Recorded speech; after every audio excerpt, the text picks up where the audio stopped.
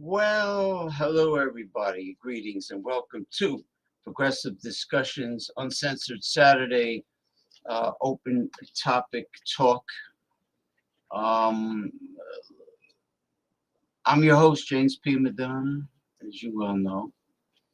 And it happens to be the calm before the storm, which means the show before the inauguration, opening up the portals of hell for the United States of America and possibly the free world. The portals of hell for democracy, because the inauguration is very soon, right? A couple days, January 20th. YMCA, we're going to stay at the YMCA. I'm only going to watch it for the village people. That's the only reason why I'm going to watch it. Okay, let me do something here. Because I think I know what's happening. I think that hook-nosed Zucker douche is preventing me from sending a full link to my co-hosts and panelists. I think all of a sudden this is happening. All of a sudden. Let me take a sip of my gin martini, dry martini, with a dirty martini. Gin, dirty martini, shaken, not stirred. I had a feeling that was going to happen. I don't know why it's doing that. It's Zuckerberg.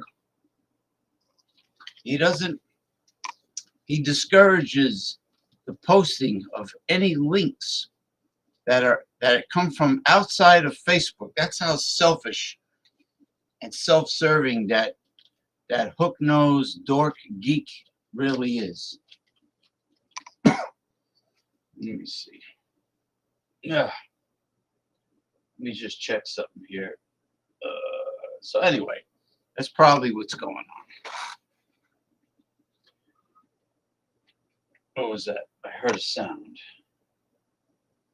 I heard a sound and I don't know why I heard it. It was like a buzz. Let me bring up. Oh, this is a classic. This is something that the Republicans prevented that would have really helped the bottom 98% of the population. It's FDR's second Bill of Rights.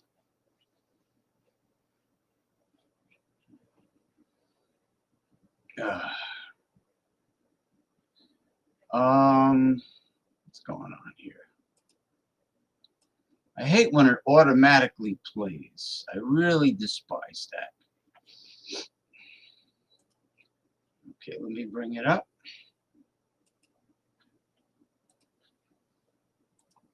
FDR Second Bill of Rights. Here we go. In our day, certain economic truths have become accepted as self-evident. A second Bill of Rights, under which a new basis of security and prosperity can be established for all, regardless of station or race or creed.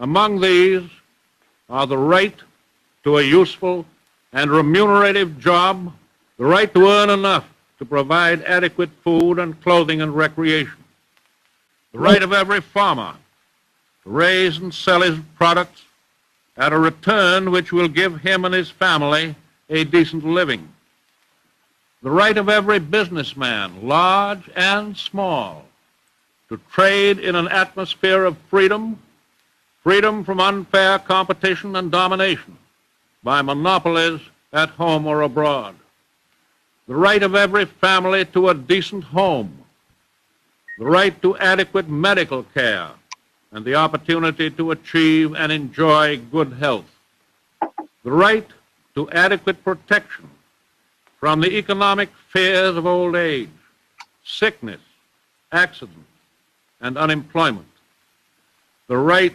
to a good education. All of these rights spell security.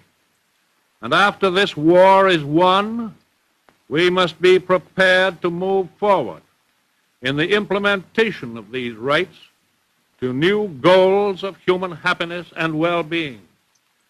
For unless there is security here at home, there cannot be lasting peace in the world. Okay, that was a classic. FDR's Second Bill of Rights. This one is from TikTok. Sensitive video about the LA fires.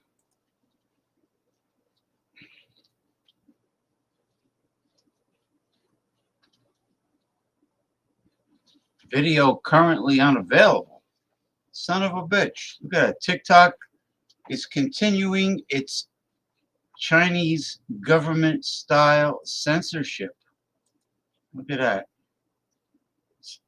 This one is, let's see, Jack Smith in final report says voters saved Trump from being convicted in January 6th case. Well, yeah, because tens of millions of Americans didn't bother to vote. That's how any Republican gets elected. This is from ABC News. I mean, that's okay.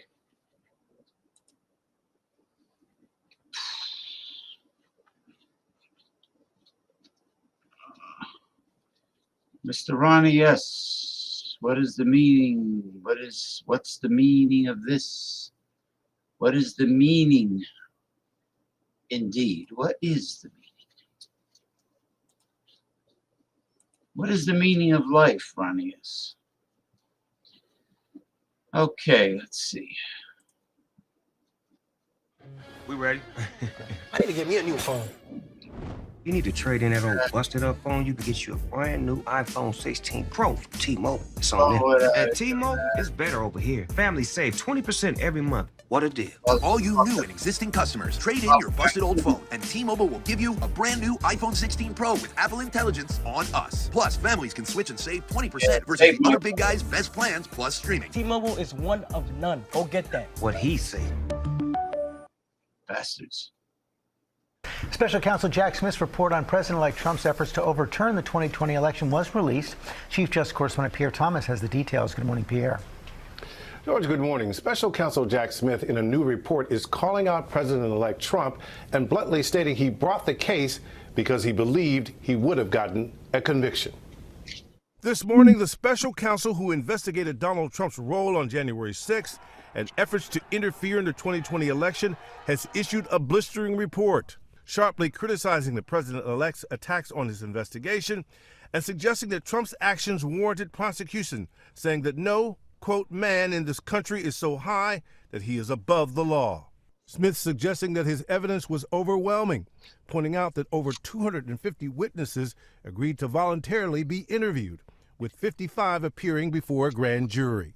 The attack on our nation's capital on January 6, 2021, was an unprecedented assault on the seat of American democracy. As described in the indictment, it was fueled by lies.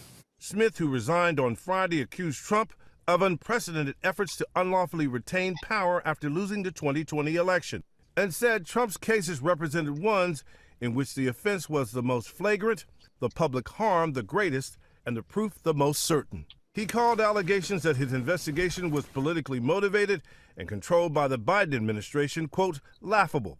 This is prosecutorial misconduct, and its primary purpose is to steal another election. Trump's legal team overnight made a last-ditch effort to block the release of the report, but Judge Aileen Cannon, who was nominated by Trump, rejected their request.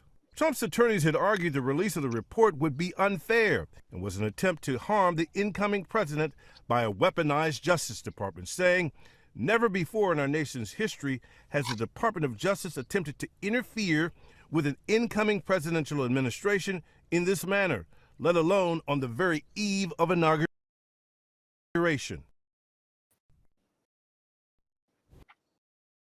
Trump, who has maintained his innocence throughout, mocking Jackson, he stated, the voters have spoken, George. Pierre, a lot of details in that report on the violence that was perpetrated on January 6th. Indeed, it was. Jack Smith believes that Trump was directly involved in inciting that violence, although Trump has maintained that he wanted the actions of the people out there to be peaceful. And there was another special counsel report released overnight? That's right. Special Counsel David Rice released his final report on the prosecution of a gun charge violations by the President, Senator Biden.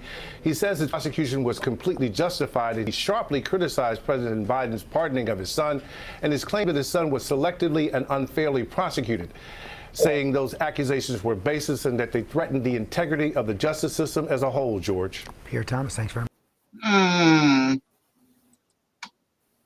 What is the meaning of this? What is the meaning of this?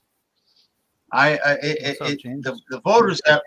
Hey, how you doing, Mr. Ronnie? Yes, the voters have spoken, but then again, according to the information that Gabriel Celaya found, which seemed legitimate, over 100 million Americans did not bother to vote. So yeah, the voters have spoken. Anyway, I'm having some a dirty martini here, gin martini, shaken not stirred.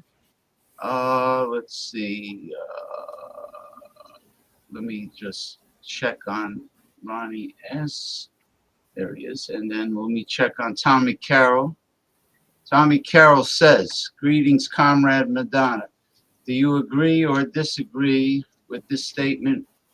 For each band according to his ability, for each band according to his needs.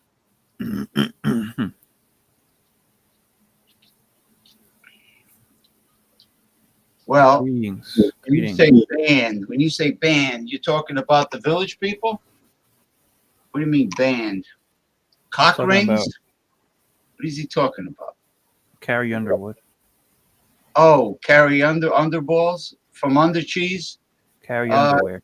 I heard she's Carrie Underwear is being suited up for a female, a fashionable female KKK outfit. I hear, but I'm only watching it for the Village People, Mr. Tommy Carroll, and I believe that How many of the Village People are left?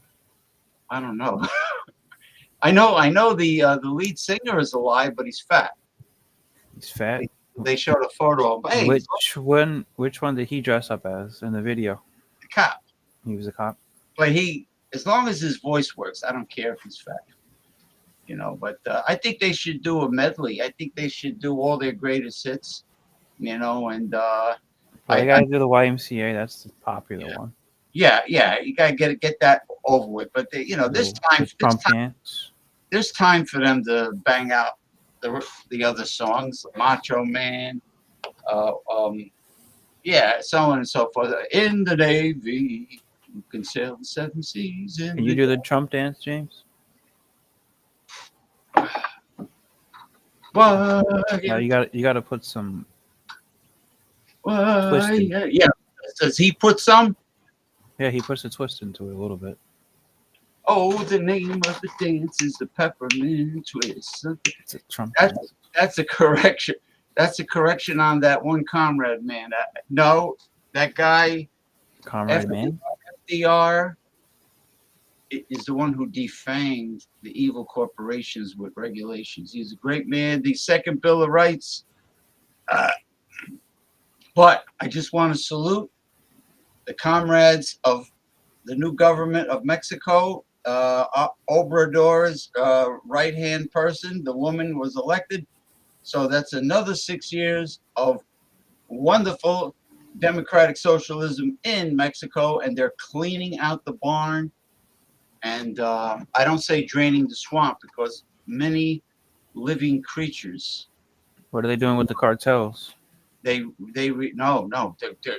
sent Mexican special forces to deal with them. What was I going to say? The swamps and the marshlands are habitat for many species of animals. So I don't believe in draining swamps. No, the Everglades. I believe in preserving Mother Nature, and because a lot of creatures, God's creatures, depend on that. Good to see you on live stream. Good to see you, Gabriel. See you, Gabriel. Greetings. See you in the comments. Greetings, Ronnie. Greetings, Brother Madonna. Brother Madonna. Brother Madonna, I watched Newsom's photo op. It was almost organic. I felt the gravitas, the strength, and most of all, his hair was perfect. Yeah. I thought we finally. I wish I had the hair like Newsom. Yeah, actually, you do have a good head of hair. I thought we finally found a running mate for the booty juice. Booty juice. He wants the booty juice because he wants the Democrats to fail in 2028. That's why he keeps saying booty juice. I call him the booty boy. Booty boy. He thinks he can pull a fast one over on me this year, Tommy Carroll, but no, he can't. I know why he keeps saying booty juice. That's a guaranteed failure in 2028. Is it though? Yeah. Now, well, yeah, because you don't think America's ready for a gay vice president? I'm as left as they come, but I will tell you that America is not ready to elect a female president of the United States, a female of color president of the United States, and a gay president of the United States. It is not time. What about vice president gay? No, it's not time yet. It's just not America. Will it ever be time? I don't know. That's a good question. I hope not. And Booty Juice. Tommy Carroll. Pete Booty Boy. Now, Gavin Newsom's hair reminds me of Jack Lord from Hawaii Five-0. It's an old series where his hair never moves. Can you pull up a image of it? Jack Lord. Yeah, I don't know what he looks like. I'll find it. I'll find it later on. Hold on. Let me. I like the song though. Da, da, da, da, da, da. Really, Newsom has the presidential hair. he does, and well, with Jack Lord, it didn't move with all the breeze, the trade winds. Mm-hmm. Okay, But he might be toast after these California fires. Oh, he might be toast after the fire. That was funny. Hold on. Photos of Jack Lord from Hawaii 5-0. Oh, well, this is, you're going to laugh at this.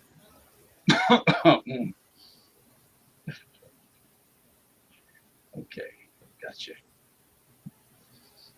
Let me bring it over.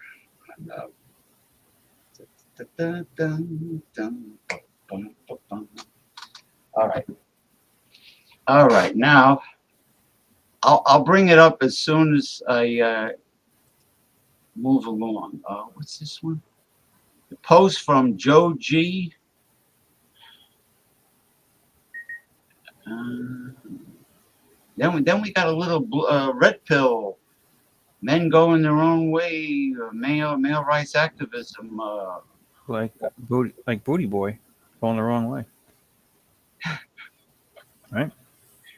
Oh, this is funny. Oh, hold on. This is funny. Okay, you ready, Tommy Carroll? This is gonna be funny. This is gonna be funny. All right, here we go. This is exceedingly funny. Let me do a full screen ahead. Is this real? America wealthy again. We will make America healthy with Bobby again. We will make America strong again.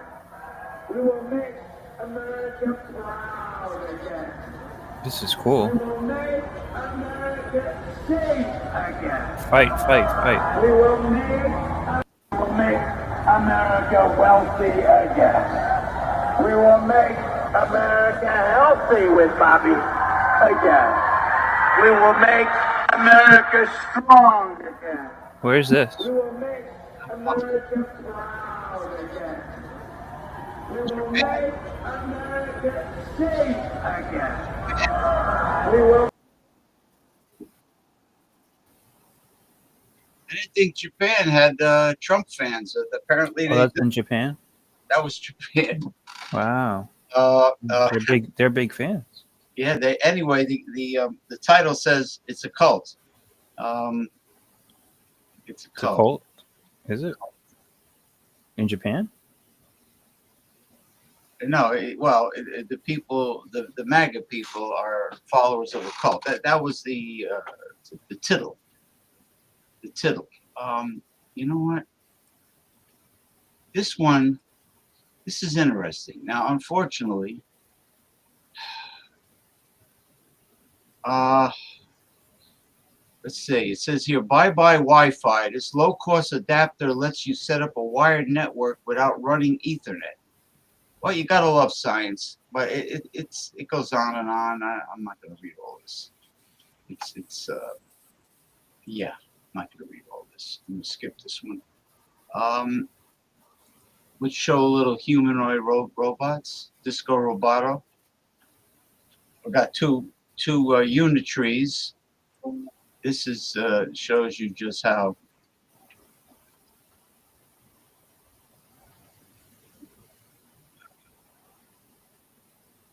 blow me. Fucking advertisements. Hold on. Oh, you get a little acid reflux here. I wonder it's from the gin. Be careful with that.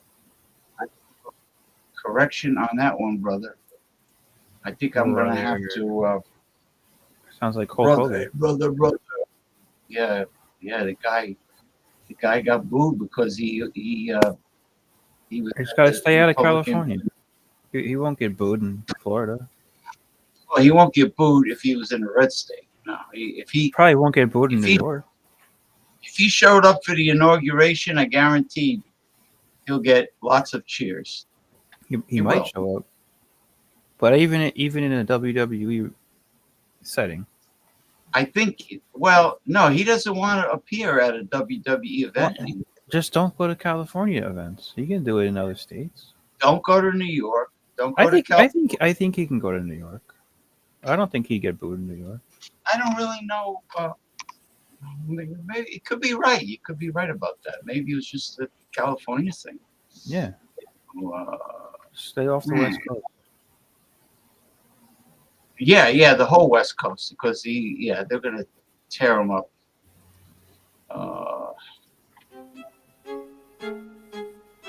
Is this dancing? Yeah, doing the walk. Tim Walz. Tim Walz.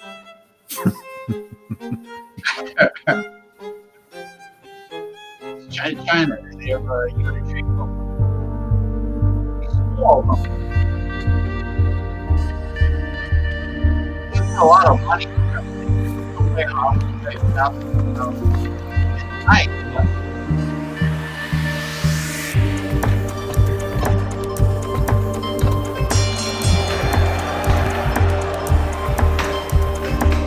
do you feel? Like boxing?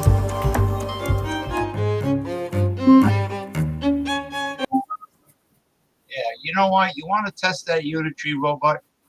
Try to teach it salsa. Yeah. I want to forget the Tim Walz. Tim Do the salsa. Tim Walz is busy. He's the governor of Minnesota. Or do the what's the other one that they do in Brazil? The tango. Not the tango is Argentina, right? Lambada. Yeah, the lambada. No, the samba. You know the samba. No, you saw the samba. You know who does the samba during Carnival? You know those tall black girls that wear the outfits, the feathers. Yeah. The samba is very physically demanding. Can the robot do that? Probably not. I don't think it's at that level yet. What's going on here with Tommy Carroll now? Oh, the Madad. Joe Biden is going out warning about oligarchs. Gave the Medal of Freedom to George Soros. Yeah. No, he didn't. I don't believe that. Tommy. What do you mean? He did. He gave the Medal of Freedom to George Soros. No, for real? Yeah. It's not bullshit. I watched it live. It was a whole ceremony. George Soros didn't take it himself. I think it was like his son that actually accepted it. Let me tell you something. He gave it to Hillary Clinton too in the same ceremony. Mexicans adore Obrador. He did so much for Mexico. You know what? What he did for Mexico, and they got better health care starting now than even Scandinavia and Northern Europe. Let me tell you, the United States is a shithole compared to the new Mexican government, Tommy Carroll. What do you think of that, Tommy? Turn over here. What do you President, think? What did he say? I don't know. You like apples, Tommy Carroll? Well, how do you like them apples? What did he say? I can't see it. I don't know. It's something about apple turnovers. I don't know what the hell it's talking about here. All right, hold on. Apple turnovers. I don't know. I like sugar-free apple turnovers. I had them one time. It was like strudel. What's the president's name? It's a woman, right? Yeah, she's got PhD. She speaks a few languages. I hope she speaks Spanish. She's a Mexican. she's a Mexican Jew. To be honest, I'll be perfect. Really. Oh man. I didn't even think there were Italian Jews, but there are. Of course there are. Can you believe that, a Mexican Jew? Turn over the president of Mexico, and shaker out comes the Mexican cartels. He said it 3 times. Well, tell him, Tommy Carroll, that capitalism is the devil's economics, and everything evil, including the legion of archdemons, love capitalism. Are you kidding me? Capitalismo. You don't know what I'm talking about. I just call me Comandante James from now on. I'll put my Comandante hat on.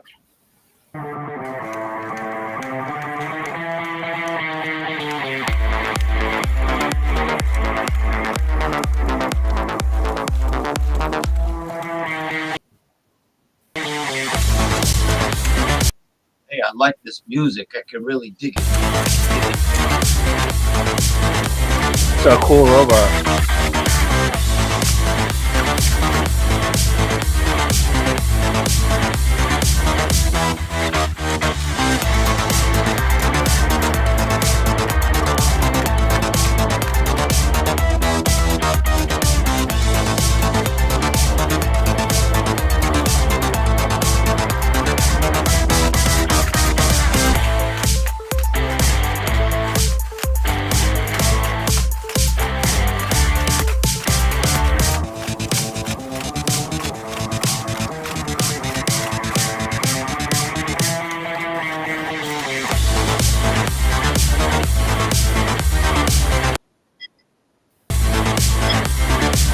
I can dig it, man.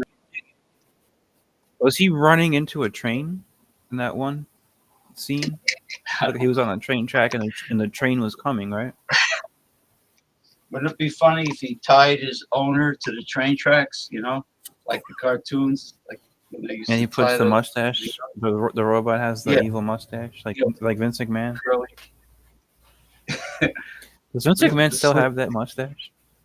the black slick back hair. You know, you don't hear anything about the case anymore.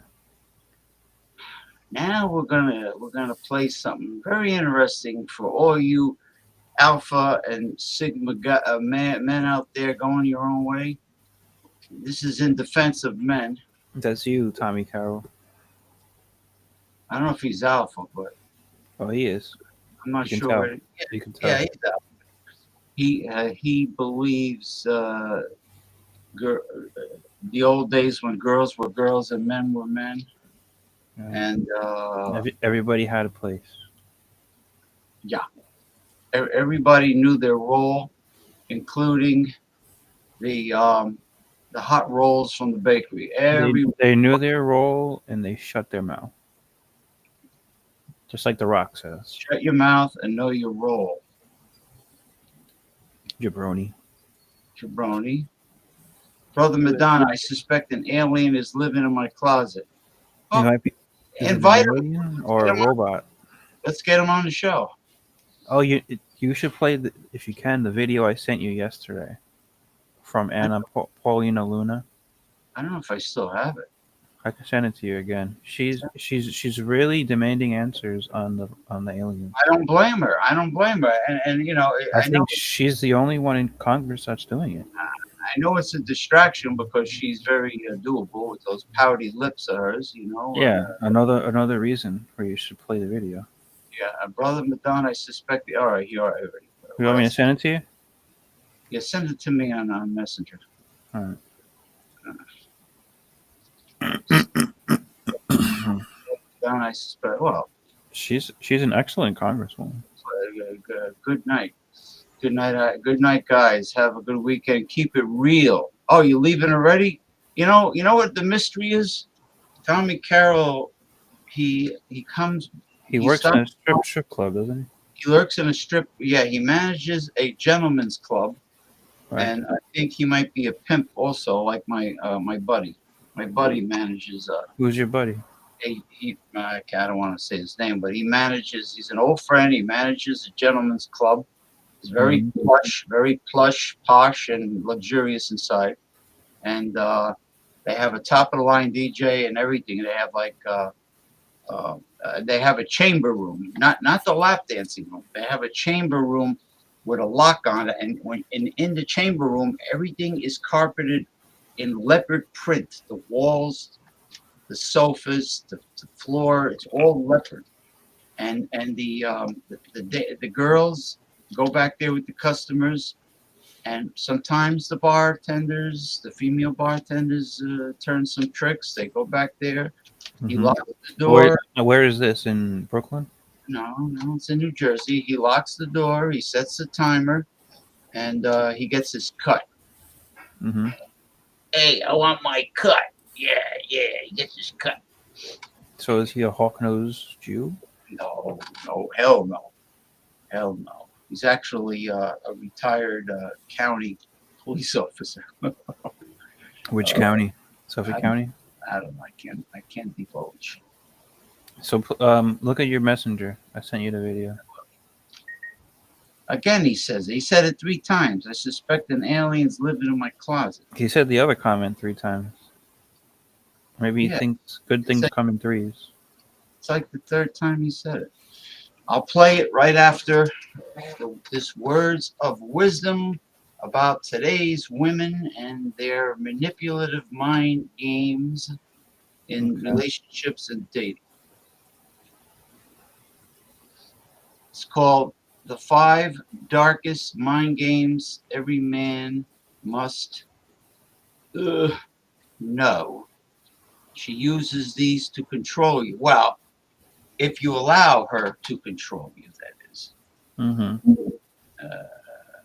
Hi guys. Women know how to play mind games to get what they want. Today, I'm exposing the top 5 tactics they use so you can stay one step ahead. Number 1, the emotional blackmail game. This is one of the most manipulative moves a woman can pull. She weaponizes her emotions, whether it's tears, guilt trips, or even threats to harm herself, all to make you feel responsible for her well-being. She's not doing it because she's helpless, but because she knows it's an easy way to control your actions. She plays on your empathy, making you feel like that you're obligated to fix her problems when in reality, it's all a calculated move to get what she wants while making you think that you're the one at fault. It's emotional manipulation at its finest. And if you're not careful, she'll have you jumping through hoops without you even realizing it. Number 2, the silent treatment game. This one is subtle but so brutal. She goes cold, cuts off communication, and withholds affection, leaving you in emotional limbo. It's designed to create discomfort, making you feel like that you're the one that needs to fix things, even if you did absolutely nothing wrong. The silence becomes unbearable, and before you know it, you're bending over backwards to get her to open up again. Basically, it's a form of passive control, and the more you chase after her to restore the peace, the more she knows she's got you exactly where she wants you. Number 3, the moving the goalpost game. With this one, she's never satisfied, no matter how much you give. Just when you think you've met her expectations, she then shifts them higher, making you feel like you're always falling short. It's a never-ending cycle, constantly striving for approval that she'll never fully grant. You're then stuck chasing her constantly changing demands, feeling like you're always one step behind while she enjoys the full control of keeping you on your toes. You'll never be enough in her eyes, and that's exactly how she wants it. Number 4, the victim card game. She'll paint herself as the victim in every single situation, no matter how things actually played out. It's a trap designed to manipulate your sense of responsibility. You end up playing the rescuer, putting her needs first while sacrificing your own. Every time you try to express your concern, she flips the narrative, making you feel guilty for even bringing it up. It's all about keeping you in a constant loop of guilt and obligation, making you think you owe her. Number 5, the insecurity trigger game. She subtly flirts with other men or constantly mentions how much attention she's getting from other guys. She's planting the seeds of doubt in your mind. This is not accidental. She's deliberately creating insecurity and making you feel like that you're the one in constant competition. So what ends up happening? You end up chasing her approval, always trying to prove that you're better than the other men she's talking about. It's designed to keep you on edge, compete for her validation, and gives her all the power and authority in the relationship. So what's the key to winning at these games? Hold your ground. You do this by first recognizing the tactics for what they are, manipulation. Do not let her get under your skin and push you into defending yourself. Typically, when a woman is playing games like this, I advise men to just leave. Because if she's already in the mindset of playing games, it's not going to end well. But if you're hell-bent on entertaining this woman, stay calm, assertive, and don't deviate from your own boundaries. You make it clear that you're not falling for her test. Instead of explaining yourself or seeking her approval, you set the tone. If she pushes you, you don't budge. Remember, the one with the most power is the one that's willing to walk away. Confidence and emotional detachment are key in this situation. The moment you show you cannot be easily influenced, she'll either respect you or move on. But either way,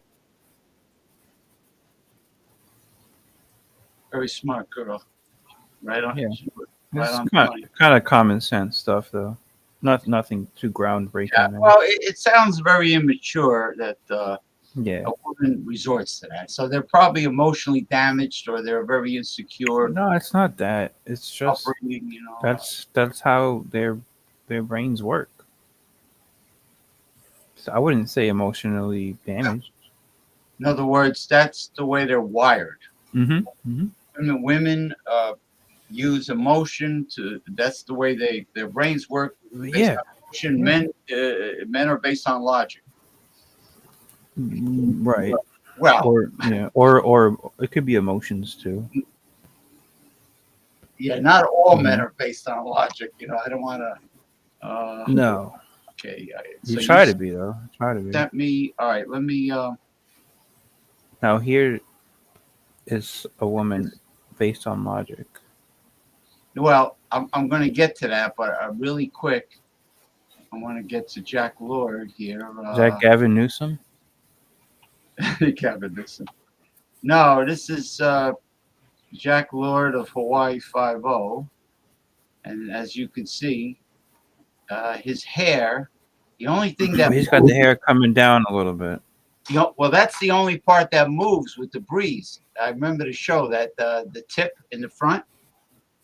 That's the only part. He's got the chin too. He's got the chin like Gavin Newsom. Yeah, he's got the Jesse Ventura, the dimple in the chin, like Kirk Douglas and Jesse Ventura. Very, very presidential. Yeah, he obviously used a lot of hairspray, but yeah, his hair don't move. Yeah, no matter how hard the wind blows. So that's it. Jack Lord of Hawaii 5-0. Now I'm going to see if I have. Let's see. What's his name? Jack Lord? Or Lloyd? Lord. Well, no, Lord. That's his stage name. Like Jack Lord, Tracy Lord's the porno. Did they make actress Tracy a remake of Hawaii 5-0? Or a movie? Yes, they did. They made a series. Like a remake, though, more recently. All right, now it's very succulent. Which one should I play? Oh, You can pick one. Let me play the first one. Now, hold on. joining me now. This one's 6 minutes. Joining me now. Shut up, will you?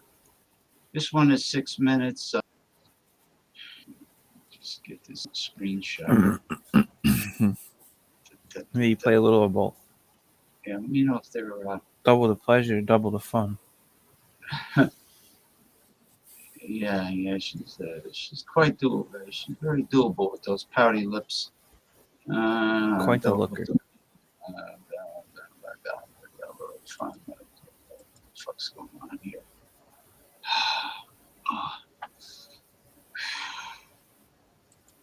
Okay. Let me do a little full screen ahead. Oh, now what? Now the freaking audio? What's going on here? This friggin' You're sabotaging my video, James. Look, Eric Adams is there. You know who I blame? I blame Hook Nose Zuckerberg. Joining me now is Florida Congresswoman Ana Paulina Luna.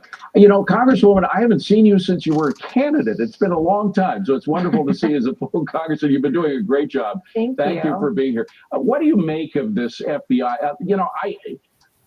I can't see a minority, a Latina female being Republican. It just boggles my mind, unless she's a Miami Cuban. No, she's from Pensacola originally.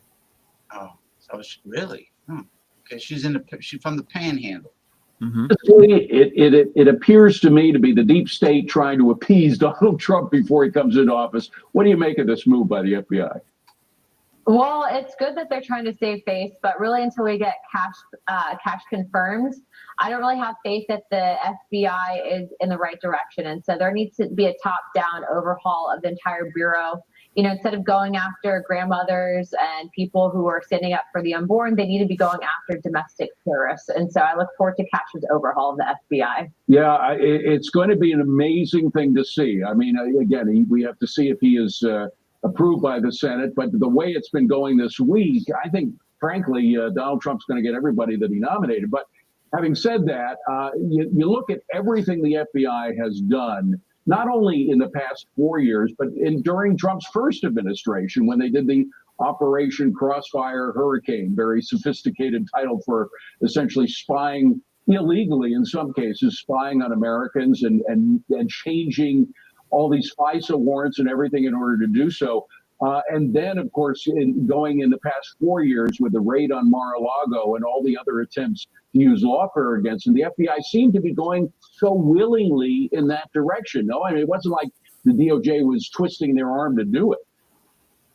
Yeah, most certainly. In fact, what we're finding is, just like there's good and bad at any agency, the FBI seems to have been infiltrated, though, and really had top-down leadership and bureaucracy that's really been pushing a leftist agenda. Make no mistake, the DOJ and I'd argue that the Biden administration was actually pushing for there to be a weaponization of the FBI against President Trump and his allies. But to be clear about something, the intelligence community as a whole, I think that we're going to find this cycle with Section 702 FISA reauthorization that there.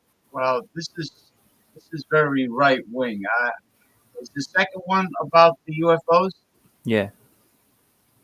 This one's about the FBI. Yeah. Well. Yeah. Okay. I got you. All right. What do you think about the FISA court? Pfizer, as in the drug company? No. Congresswoman Anna. Pfizer court. FISA court. I'm not familiar with that. That's what she was talking about. Well, it has to do with like the privacy of Americans and stuff like that. Well, that's important. The FBI spying on Americans. Well, didn't Obama start that? He might have. Yeah. You know where? Or Bush might actually started it. Oh, because of the terrorist stuff. At the beginning of the Department of Homeland Security under G.W. Bush, 9/11, and then it got to the point where they were spying on Americans. Yeah, they spy on everyday Americans. Like McCarthy back in the day.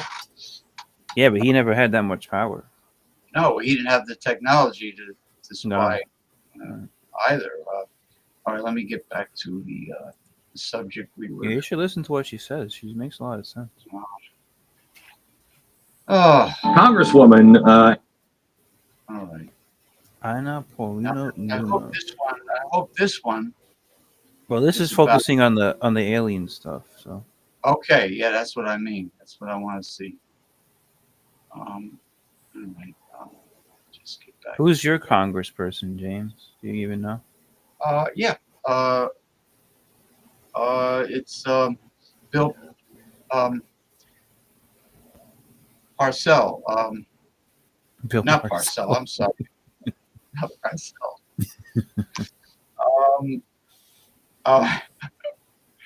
I'm trying to think of it. It sounds like Parcell. Let me refresh my memory. When the Democrat? Yeah, he's a Democrat. He's a man. He's an old geezer.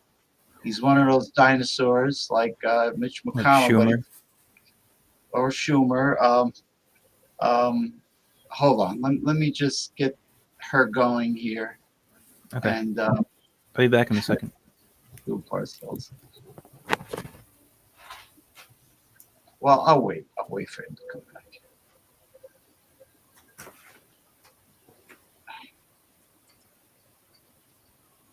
Oh boy.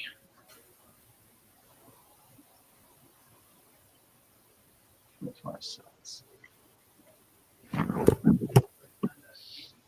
Oh man. Oh, anyway, we are streaming live on YouTube and Twitch. So if any YouTubers or Twitchers out there want to bring up a topic that's on your mind, that's important to you, feel free to bring it up. Oh, I just remembered. Hold on. It wasn't Bill Parcells.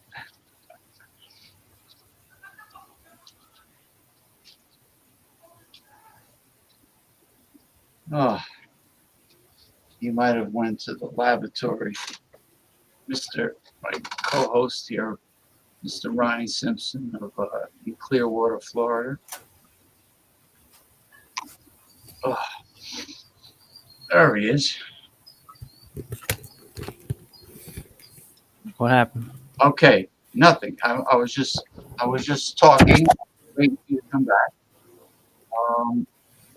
His name is Bill Pascrell. Pascrell, not Parcells. That was my mistake. Pasquale? Pascrell.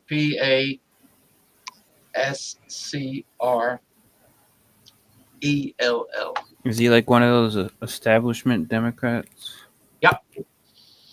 He's an establishment Democrat congressman that has been our northeastern New Jersey representative for decades.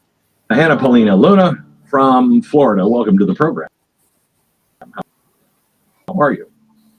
Hey, Glenn, you're back on. Yeah, it's good to talk to you. So, I was. And what did you do in the airport? I did airfield management, worked with, actually, my first installation was the V-2 stealth bomber. So did flight plans, a lot of inspections, a lot of reading. Did not serve in combat. However, I definitely have an opinion or two on women in combat. I'd like to hear it. Okay, so first of all, yesterday during the confirmation hearings, Pete did incredible. They were trying to lock him into their sound clips or sound bites. But, the one thing that I kept hearing from the Democrats was they were taking his comments out of context in regards to women in the military. So Pete never said that he didn't want women to serve in the military. In fact, it's quite the opposite. But I have the same agreement in that there are certain roles that women should not be subjected to in the military, right? So in a lot of foreign countries, you'll see that there will be women-only sniper teams and or women-only teams that will see certain combat. Now, I preface this by saying that there has been a study that was done, and it showed that when women were placed in harm's way, that the natural instinct for men was to protect that woman. Yep. And that's the right thing to do. That's that quote-unquote toxic masculinity that the left tries to attack us with all the time. That is human nature. We're born with that. But go ahead. Men are born Alpha male, right? And so when you have, though, a woman that's, let's say, placed on a special forces team, they come under fire. Hypothetically, that woman gets hurt. Instead of focusing on the mission as if it would be if there were just other men present, the men would then in turn go to protect that woman. And it could ultimately result in more casualties, more people getting hurt, and then also jeopardize the success of the mission. And so I think when we're looking at, military policy as a whole, we need to take these things into account and consideration. And that's what Pete was saying. But, it's very easy because Pete is a white male for them to try to demonize him and paint him as this anti-woman, alcoholic womanizer, which is simply not the case. The other thing, and the reason why I wanted to show my support for him was, look, Pete is a Christian. He has the Jerusalem cross tattooed on him. That doesn't mean that he's a Nazi, and that does not mean that he's a white nationalist. And so what I've been telling reporters is if Pete was so anti-minority, anything to do with what we stand for and values in this country, why would Jimmy Carter then have that same thought? They don't really have much of a response to that. Yeah.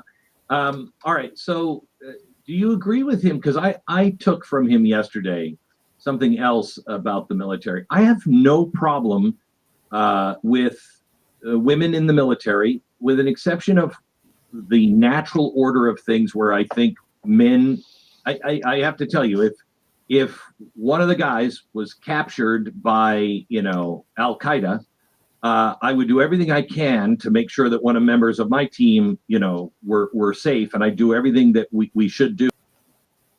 However, it's different if I know that the woman member of our team has just been captured. It takes on a different meaning to me because I know what's going to happen to her in compared to, Tom or Tim.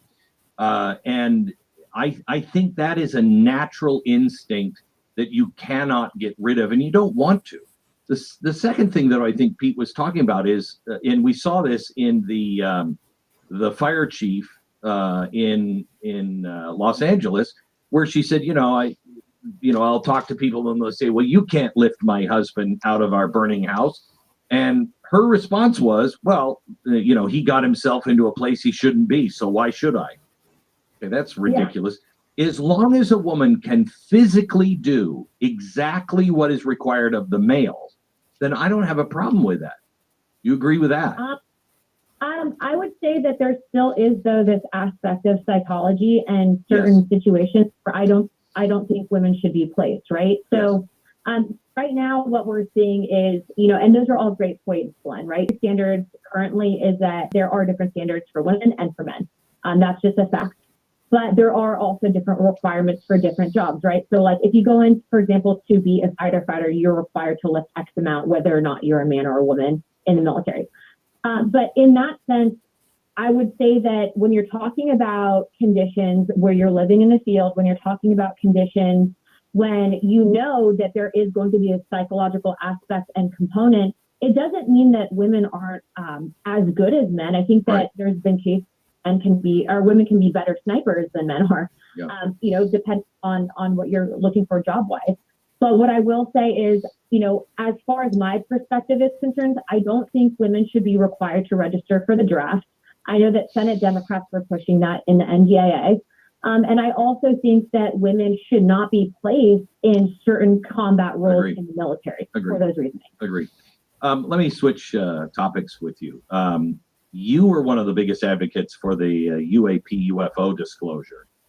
Any updates on that hearing, the updates on the New Jersey drones, and were you able to get David Grush into a skiff and get a classified briefing? And if so, what was your takeaway?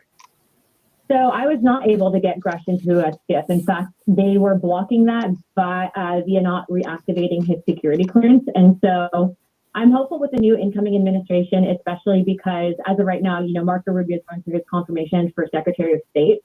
And has been in the Senate one of the big advocates and supporters of looking into UAPs, aka UFOs, and then everything else associated with that.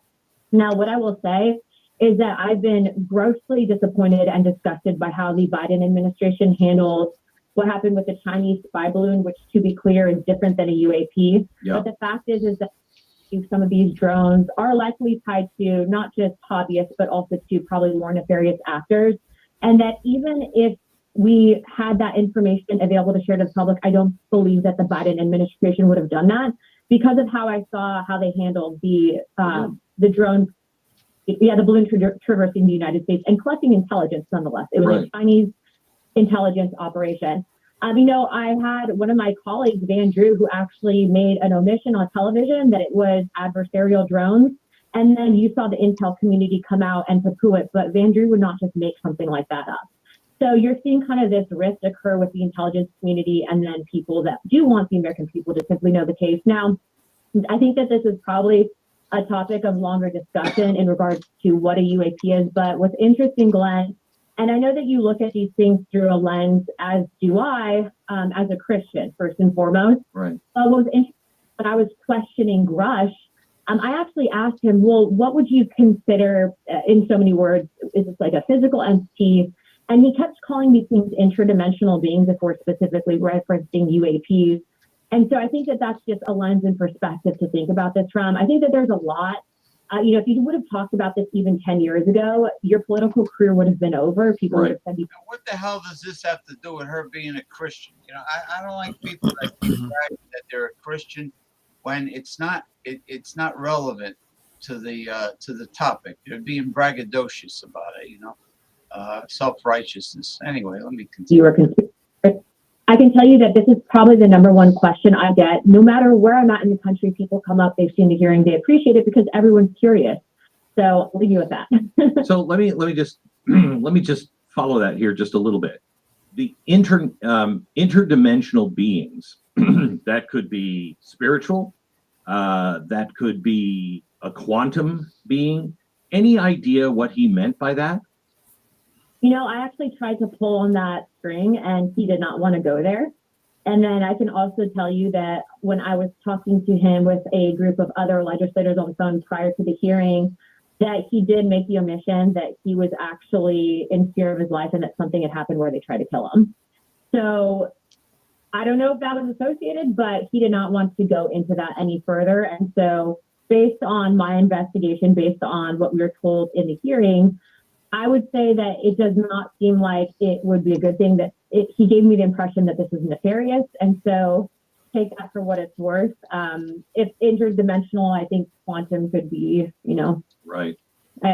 on the same page there. So it is so bizarre that this kind of stuff is happening and we're not being told. Donald Trump said that he would talk about the drones on Tuesday. He said, give me a day to get settled in office. And he said, I'll find out the drones and I'll tell the American people. Should we know if that's China? Should we know, the American people?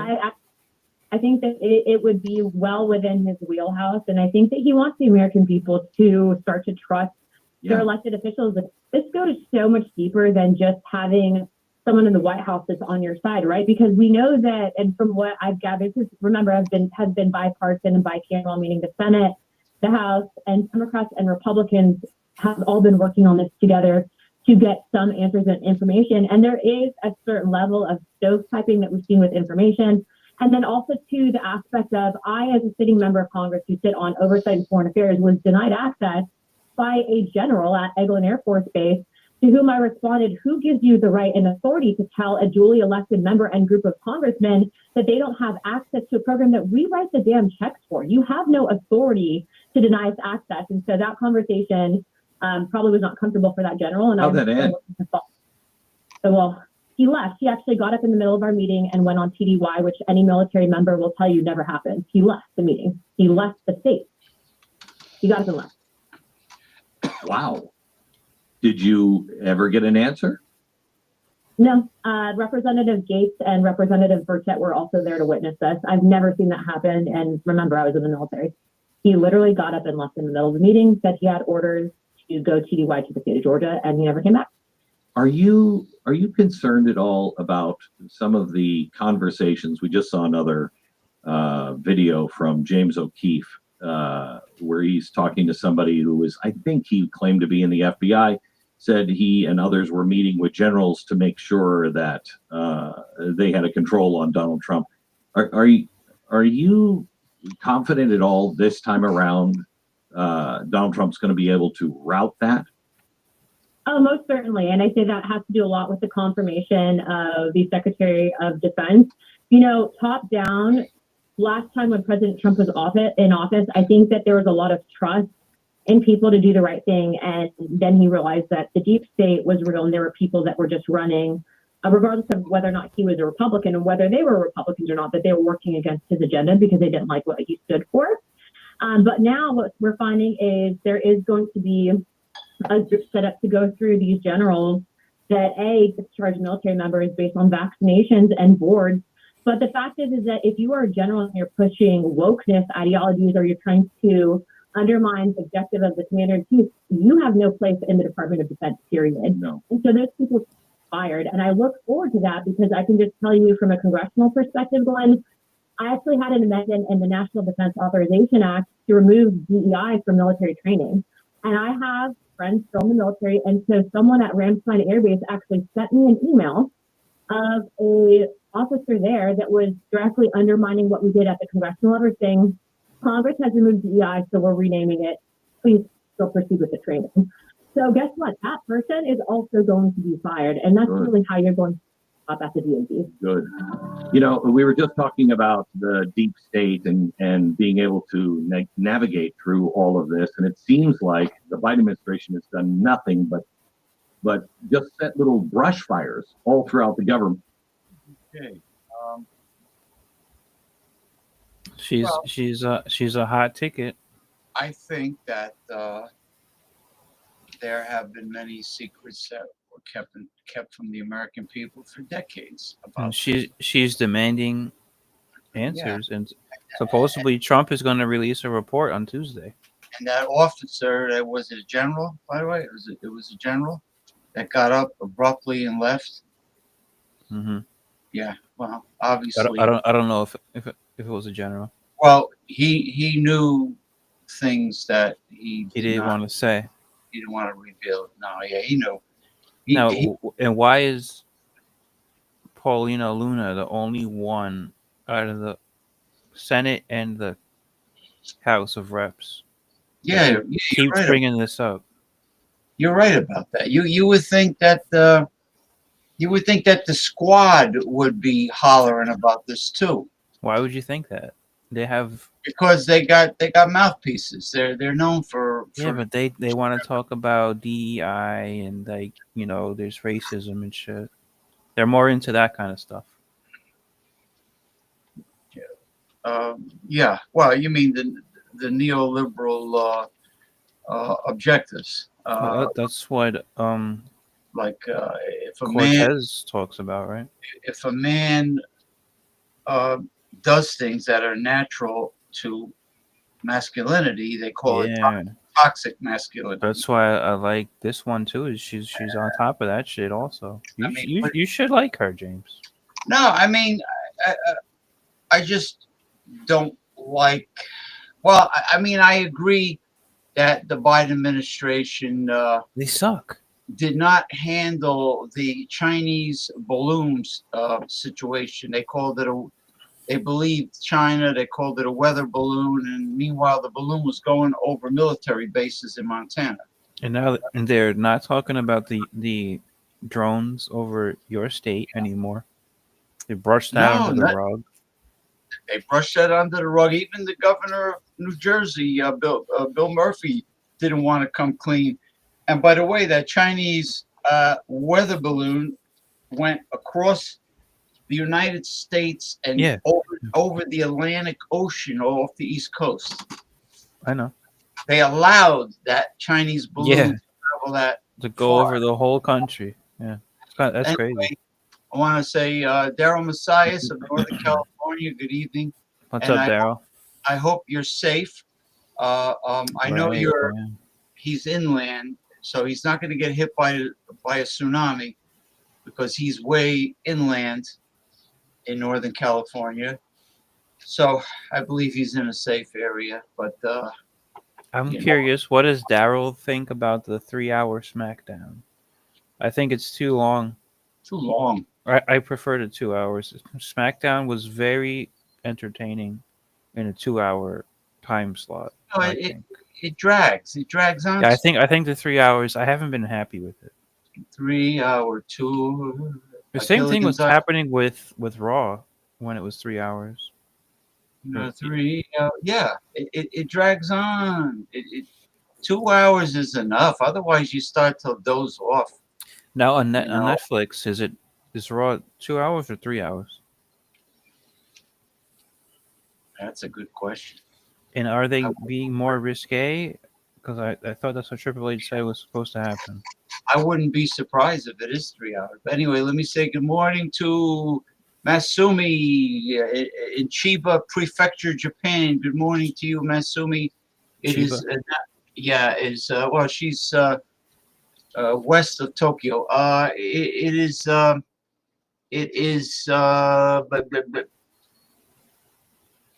she's 14 hours ahead of us in time because of the stupid daylight savings time that we have. So it is probably 11:13 a.m. Sunday right now. So thank you for stopping by, Masumi. And Anna Paulina Luna has advocated for an end to daylight savings time as well. Good. I agree.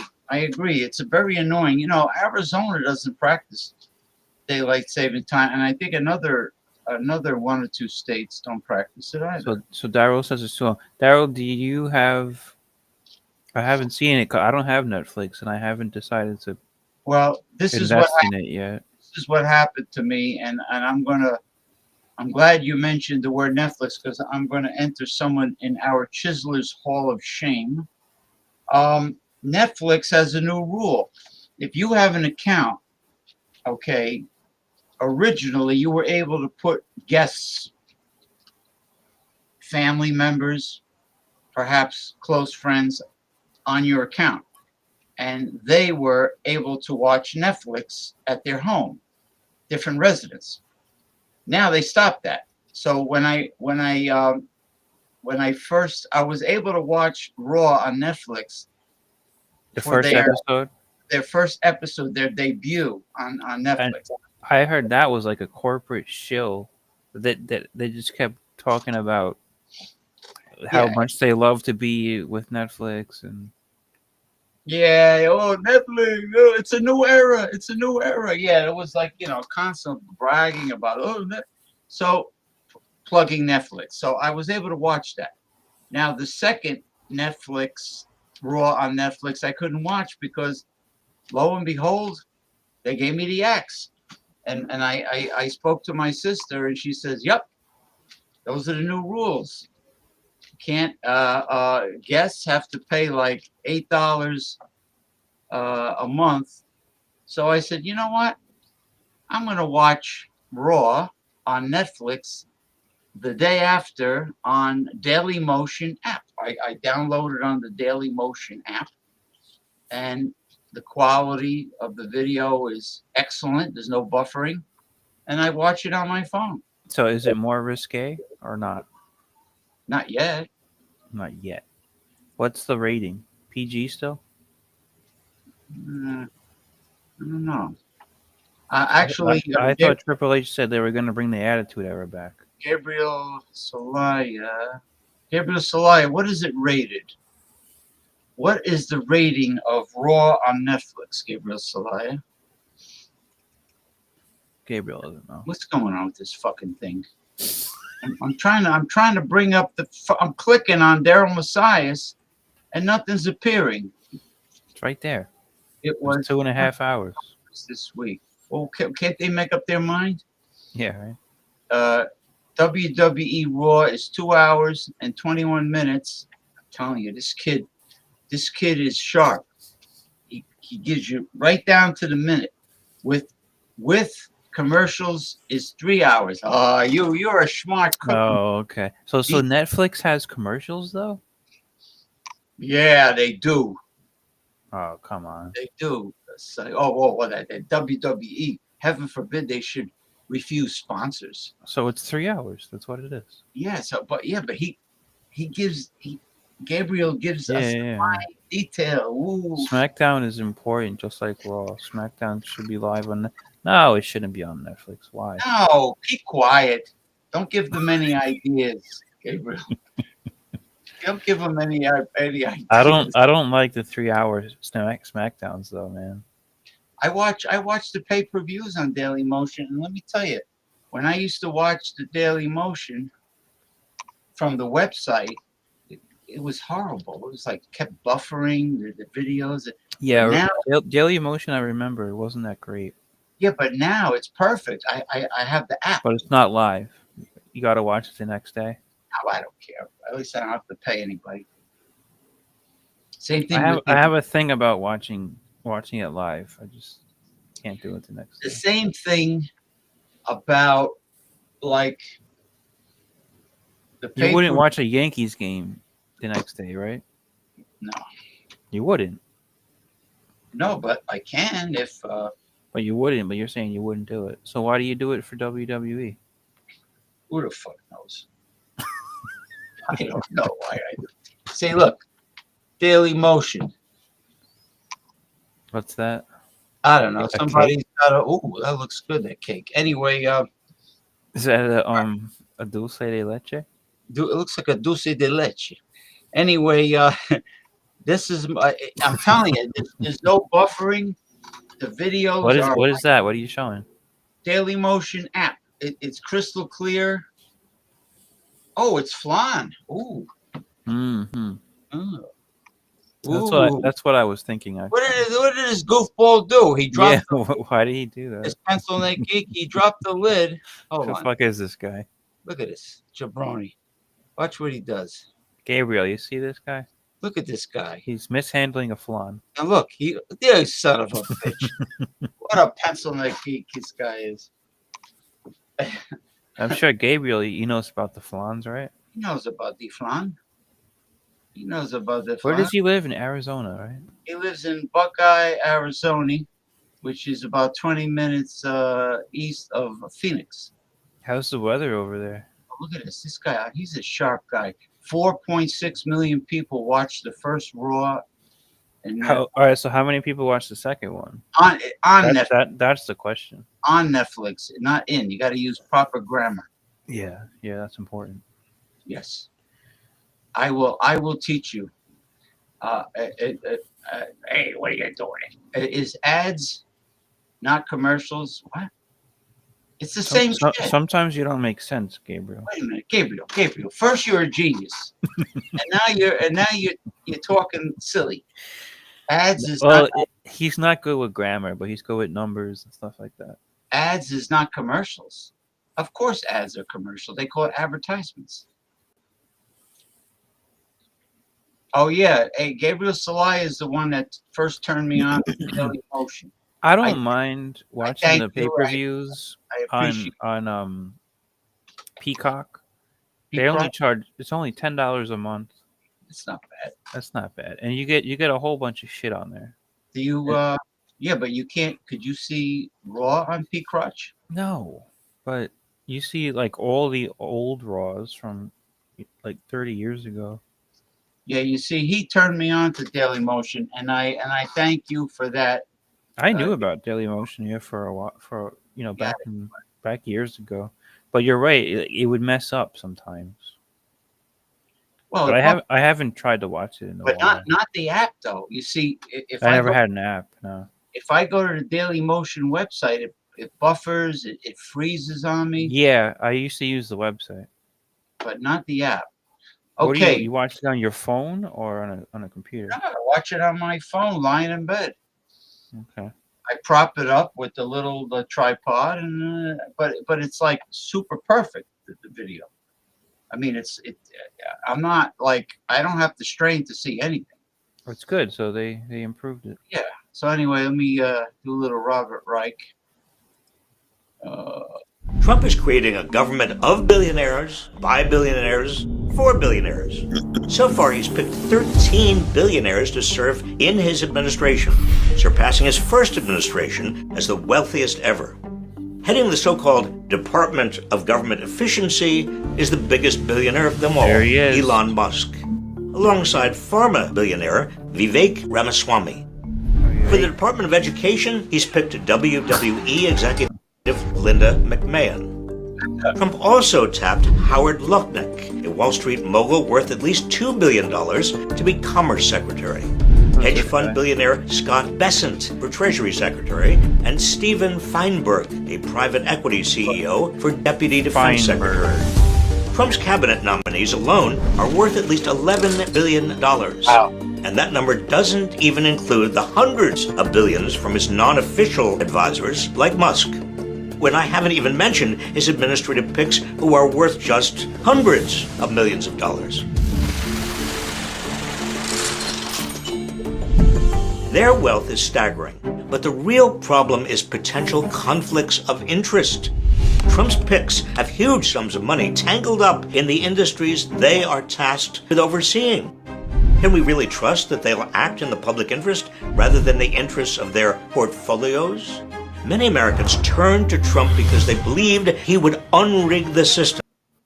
But he's filling the White House with the people who benefit most by keeping it rigged. Beware. Who's back? Gunner's Gunner's back. What's the burger? Gunner's. He's got a cheeseburger. Sid Gunner. Hey, Gunner. We're gonna have that guy from Brooklyn on here, so watch out. Yeah, the guy from Brooklyn. The guy from Brooklyn with the pink shoes, pink sneakers. Yeah, he calls them he called them cheap sneakers, but they're really Nike Airs or something. Who cares? Yeah, who cares? I mean, who cares what's on somebody's feet? Gunner Ling balls. The guy from Brooklyn's coming on, so be careful. Holy crap! He'll take you to court, Gunner. He'll sue you. Well, he already found out his IP address. He knows where he's located. But I want to thank Gabriel Salaya. Yes, you did turn me on to Daily Motion. Thank you. But now I have the app. Donald Trump and Republicans in Congress love to demonize government handouts. which in fact their own supporters depend on and are increasingly financed by taxpayers in blue states. The federal program Temporary Assistance for Needy Families, what we used to call welfare, provides cash assistance to fewer than 1% of Americans. But the Trump administration is proposing to lump many social programs under a new agency with the word welfare in its title. A recent White House report on imposing work requirements, for example, put Medicaid, food assistance, and housing aid into a rebranded program called non-cash welfare. Defined this broadly, a large chunk of America relies on welfare. Add in disability benefits, unemployment insurance, and medical benefits. Such so-called welfare amounts to 17% of the average American's income. Welfare has become especially unpopular in red states that vote Republican and support Trump. But these same states are often the biggest beneficiaries of government assistance. If you include price supports for agriculture, subsidies for land management and forestry, and defense contractors, and you find that a large portion of the economies of red states depend on federal dollars. Now here's the irony. Residents of blue states send more tax money to Washington than they get back in federal help, while residents of red states send less money to Washington than they get back in federal help. In 2015, for example, New Jersey got back only 74 cents in federal spending for every tax dollar it sent to Washington. New York got back 81 cents for every dollar. Connecticut, 82 cents for every dollar. Massachusetts, 83 cents. But when you turn to the red states, it's the opposite. Mississippi received $2.13 for every tax dollar it sent to Washington. West Virginia, $2.07 per dollar. Kentucky, $1.90 for every dollar it sent to Washington. And South Carolina, $1.71. Taking the Trump administration's expansive view of the meaning of welfare to its logical conclusion, to include all those benefiting from federal spending, blue states are sending welfare to red states, the same red states that say they don't like welfare. Under Trump's tax law, blue states will be giving even more welfare handouts to red states. That's because the law sets new limits on the amounts of state and local taxes people can deduct from their federal taxable incomes. And since people in blue states pay much more state and local taxes than people in red states, blue staters will be paying that much more in federal taxes, which means an even bigger transfer from blue state residents to all those red state Republican voters whose party despises handouts. Now, I should add that some of us here in blue states don't mind giving red states a bigger helping hand. The vast majority of Americans also oppose cuts to programs that aid the poor, elderly, and sick, because most Americans figure we're all in this together, and those of us who can do so ought to help out those in need. We don't regard it as welfare handouts. We call it social insurance. Indeed, social insurance is needed and used by almost all of us when you include Social Security, Medicare, and unemployment insurance. And even programs relied upon mostly by the poor end up helping a large portion of us because roughly 1/3 of all Americans are poor at some point in their lives. So remember, attacks on so-called welfare are really just another means of attacking the things most of us need and dividing the country into us and them. In reality, voters in red states are as dependent on the federal government as voters in blue states. And in truth, even more dependent.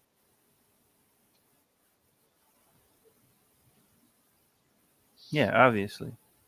If you're in New York or California or New Jersey, you're gonna have a much better job than if you're in Alabama or Mississippi, so you make more money. So you pay more taxes. I know Mississippi and West Virginia are very poor states. I realize that. So you make more money, you pay more taxes, and then that's how it is. It averages out, It's It like, doesn't average out. He's right. It doesn't average out. But well, the people. What are you gonna say? The people that are in a high tax bracket, their standard of living is not getting hurt if they're very rich. I mean, they're yeah, but it's not only the very rich. It's anybody. If you live in New York and you have a good job, you don't have to be very rich. You're just making a decent living, but you're paying a lot of money in taxes. That's what I've always been against, is the middle class being hammered.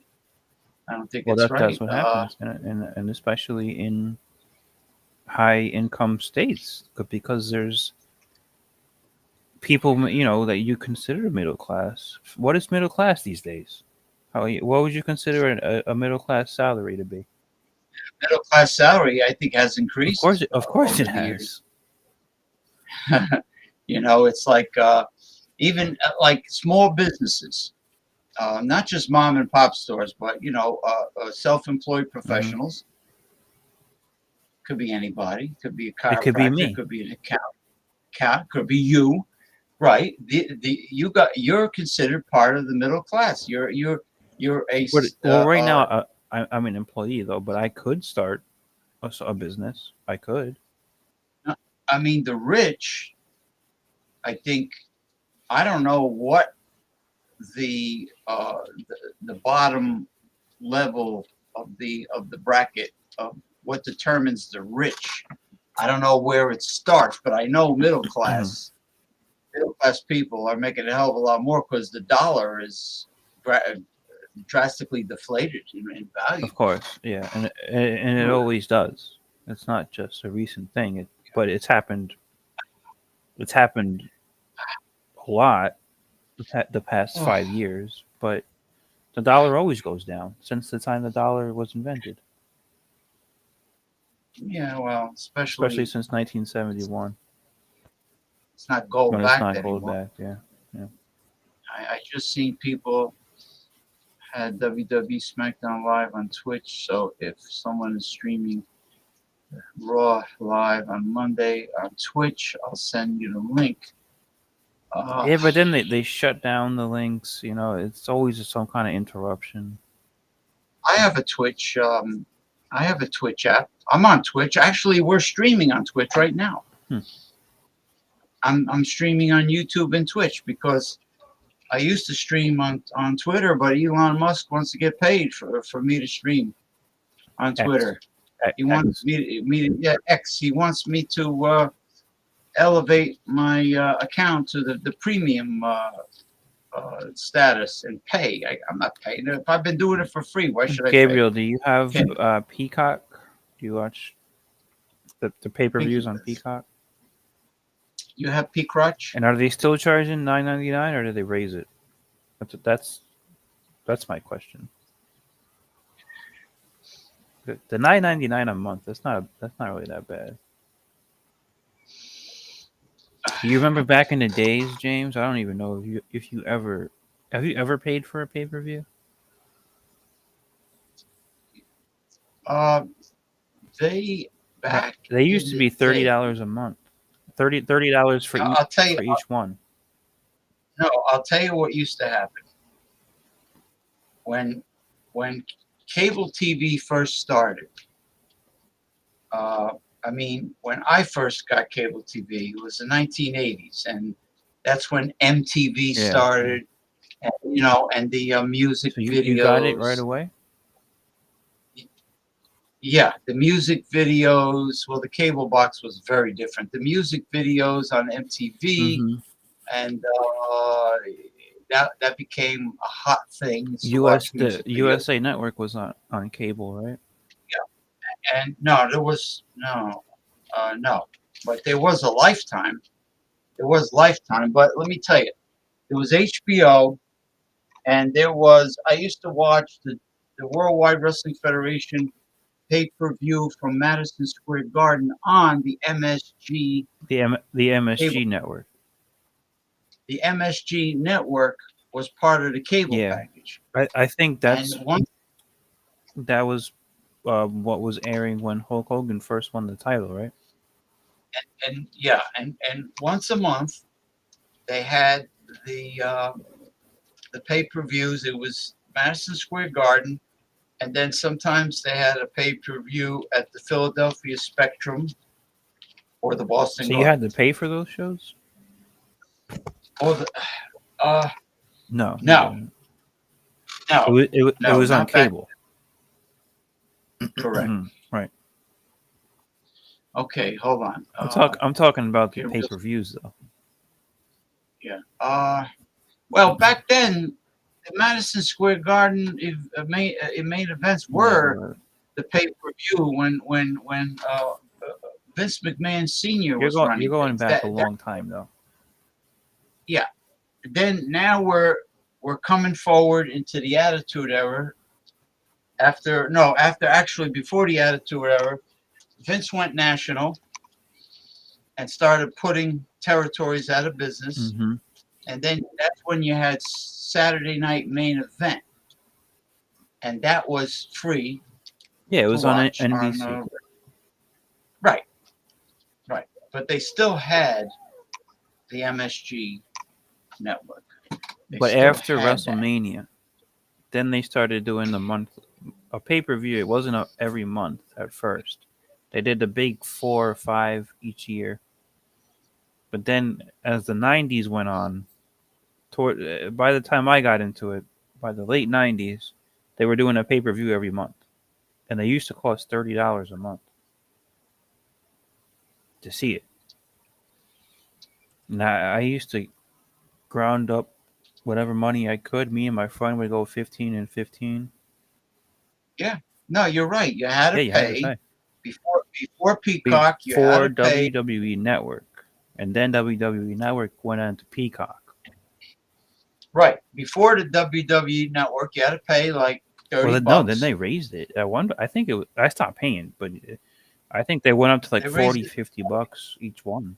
Right. They raised it. So what we used to do was we used to go to the local Irish pub. Oh, okay. That we used to hang. That's where I met my buddy. That's cool. They used to play it there. My buddy that manages the Gentlemen's Club. He was head of security at this Irish pub, and they had cover bands and a DJ once a week, and they would play the pay-per-view there. And they would play every WWE pay-per-view at the pub. That's cool. So we hang out there. We drink some pints, and watch. I could never find a place like that up on Long Island. A couple of times, but it wasn't consistent. And but that's what Hogan does in his restaurant down here. He always puts the monthly pay-per-view in his restaurant. Actually, that's when back in the day. That's when they used to have all-you-can-eat corned beef and cabbage on St. Patrick's Day. I used to go there when they first brought it out. And I would just keep eating. Yeah. Where was this? Edgewater, New Jersey? No boiled potato. No, just the corned beef and crappage. No, it was in Clifton, New Jersey. It was called Pub 46 because it was on U.S. Highway 46. And that's the highway that goes right to the GW Bridge. How far is Clifton from Edgewater? A half hour. About a half hour, I'd say. Half hour. All right.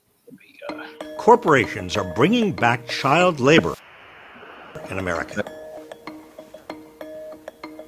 And some Republicans want to make it easy for them to get away with it.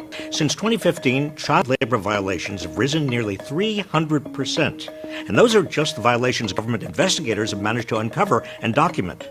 The Department of Labor says it's currently investigating over 600 cases of illegal child labor in America. Major American companies like General Mills, Walmart, and Ford have all been implicated. Why on earth is this happening? The answer is frighteningly simple: greed. Employers have been having difficulty finding the workers they need at the wages they're willing to pay, and rather than reduce their profits by paying adult workers more, employers are exploiting children. The sad fact, many of the children who are being exploited are considered to be them rather than us because they're disproportionately poor and immigrant. So the moral shame of subjecting our children to inhumane working conditions when they ought to be in school is quietly avoided. And since some of these children or their parents are undocumented, they dare not speak out or risk detention and deportation. They need the money. This makes them easily exploitable. It's a perfect storm that's resulting in vulnerable children taking on some of the most brutal jobs in America. Folks, we've seen this before. Reformers fought to establish the Fair Labor Standards Act of 1938 for a reason: to curb the grotesque child labor seen during America's first Gilded Age. The U.S. banned most child labor. But now, pro-business trade groups and their Republican lackeys are trying to reverse nearly a century of progress. And they're using the so-called labor shortage as their excuse. Arkansas will no longer require 14 and 15-year-olds to get a work permit before taking a job, a process that verified their age and required permission from a parent or guardian. A bill in Ohio would let children work later on school nights. Minnesota Republicans are pushing to let 16-year-olds work in construction. And in Iowa, 14-year-olds may soon be allowed to take certain jobs in meatpacking plants and operate dangerous machinery. It's all a coordinated campaign to erode national standards, making it even easier for companies to profit off children. Across America, we're witnessing a resurgence of cruel capitalism, in which business lobbyists and lawmakers justify their actions by arguing that they're not exploiting the weak and vulnerable, but rather providing jobs for those who need them and would otherwise go hungry or homeless. Conveniently, these same business lobbyists and lawmakers are often among the first to claim we can't afford stronger safety nets that would provide these children with safe housing and adequate nutrition. So what can stop this madness? First, fund the Department of Labor so it can crack down on child labor violations. When I was Secretary of Labor, the department was chronically underfunded and understaffed. It still is, because lawmakers and their corporate backers want it that way. Second, increase fines on companies that break child labor laws. Current fines are too low and are treated as costs of doing business by hugely profitable companies that violate the law. Third, hold major corporations accountable for their supply chains. Many big corporations contract with smaller companies that employ children, which allows the big corporations to play dumb and often avoid liability. It's time to demand that large corporations take responsibility for their contractors. Fourth, reform immigration laws so undocumented children aren't exploited. And lastly, organize. Fight against state laws that are attempting to bring back child labor. Are corporate profits really more important than the safety of children? No, it doesn't end. Greed doesn't end. It's just an obsession. It's just how it is. It's horrible. The evils of humanity. Okay. Now it's time for mysticism. Okay, Gabriel says, let's see.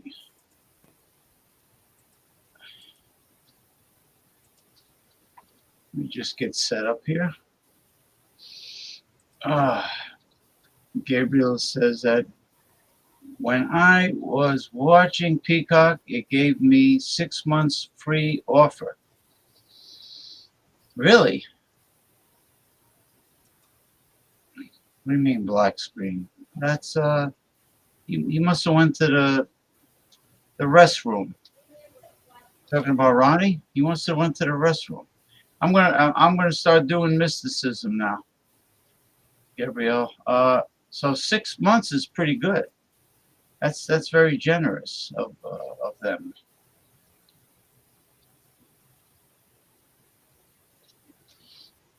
All right. You just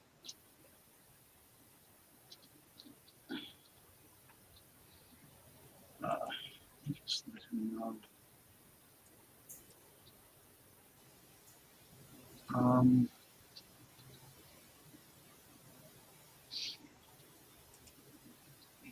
Let me wait till he comes back and just let him know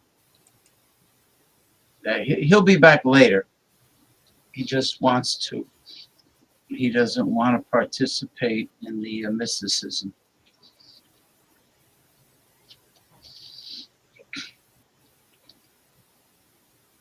What is he doing? He's evacuating his colon. He's moving his bowels.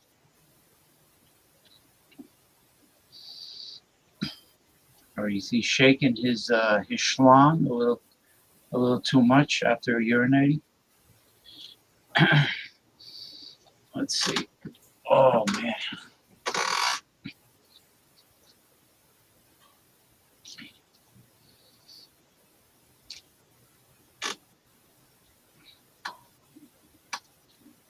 Well, anytime this century, my friend.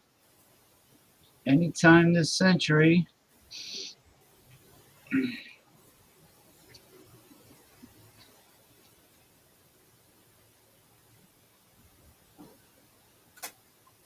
Fuck is he? Okay.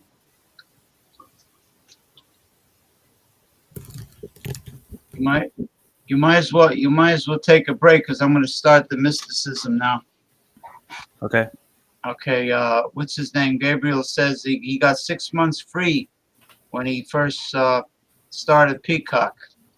Peacrotch. Pre-crutch. So all right, I'm going to start this and I'll tip you off on Messenger when I'm done. Mm-hmm. And then of course I'll send a link to Paul and Paul Mall, the cigarette company. Yeah. Paul Mall. And, That's what the old ladies smoke, right? yeah, well, actually, Chesterfield was. It was Chesterfield. The Camel was hardcore. They had no filters on the cigarettes.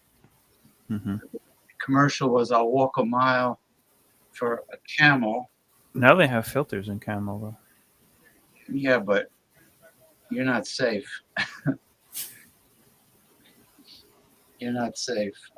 There used to be this Middle Eastern girl, not bad looking. She used to sit on the front porch around the corner from me and smoke a big hookah when the weather was nice. She had this big hookah on the porch. Did you ever ask for a hit? She moved. It wasn't marijuana. At that time, you couldn't really do that. Now, all I smell is marijuana when I go outside. How do you feel about that? I feel good about it. Well, my sister smokes it. And when Yeah. I could smell, even if I'm home, I smell it coming through the kitchen window. Some people don't like it. They complain. I think it's very aromatic. Mm-hmm. I think it's aromatherapy. It's really not a bad smell. No, I think it's pleasant. It's also very medicinal. Mm-hmm. But even if you're not smoking it, even if you just smell it, it's not a bad smell. It's like burning it. It's like burning incense. Kinda, yeah, like a sage, right? Yeah. It's but if I do incense, I don't want people to get the wrong idea and think I said incest. When I do incense, I'll burn like frankincense and myrrh, because when they used to have the Meadowlands flea market at Giant Stadium, I bought a huge roll of frankincense and myrrh incense sticks.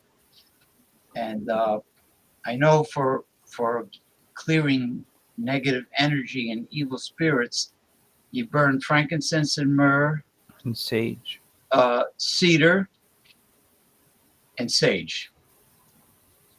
Yeah, white sage is what the Native Americans use mostly of. I have Palo Santo wood. I have that too.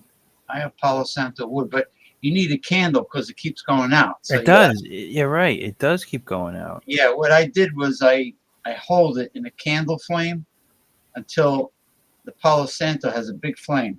You hold it in a candle flame? Like the tip of the Palo Santo comes in sticks. Yeah, I know. I have some. And yeah, I light them, but you're right. They keep burning out. Yeah, so I can't do it with a match because I burn my fingers.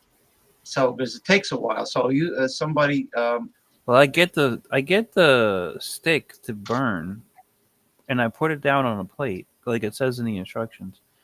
But then it eventually burns itself out, and it doesn't keep burning. Well, if I get a big flame on the tip, I'll let the flame. I won't blow the flame up. I'll let the flame go out on its own. Then it'll smoke for a while, and then eventually it'll stop. But it smells fantastic. It does, but it doesn't. So it doesn't burn itself down to the end then, in one sitting. No, not like incense cone. Okay, okay. But frankincense and myrrh and gold, right? That's what they brought the baby Jesus. Yeah, the three kings, three wise men. But frankincense and myrrh is among the strongest for clearing out evil. But if you combine that with sage, and cedar is also pretty good. I mean, if you want to stay for the tarot cards. Yeah. All right. I'll tip you off when I'm done. All right. All right. Okay.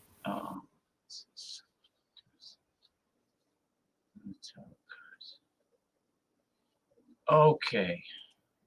And here we go.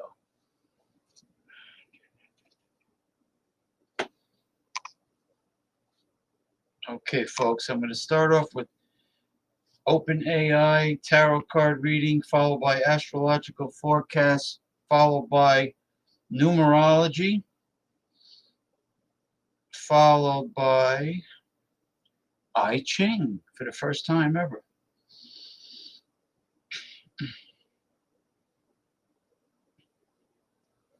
All right.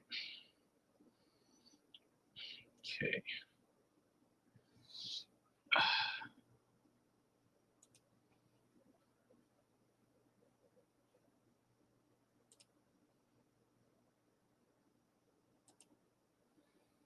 Greetings, OpenAI consultant Lisa. How are you tonight? And welcome to my live stream show.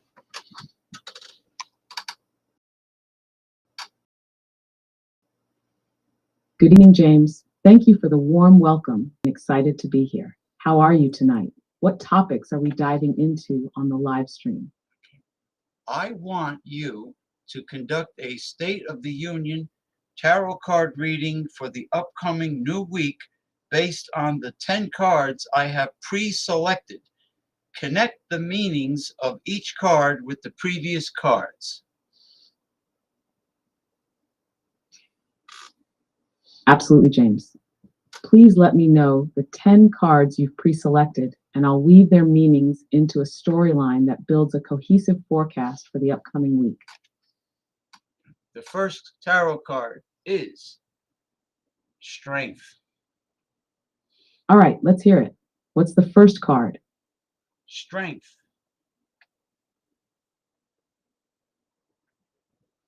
Strength sets a powerful tone for the week ahead.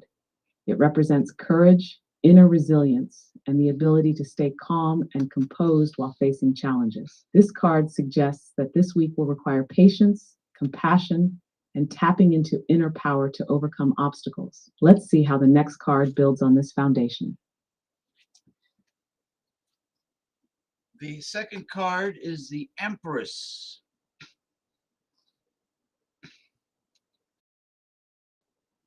With the Empress strength, we see a progression from inner resilience to creative abundance and nurturing energy. This suggests that through your calm determination, strength, you'll unlock opportunities for growth, creativity, or even literal nurturing, whether that's caring for others, fostering new ideas, or cultivating resources.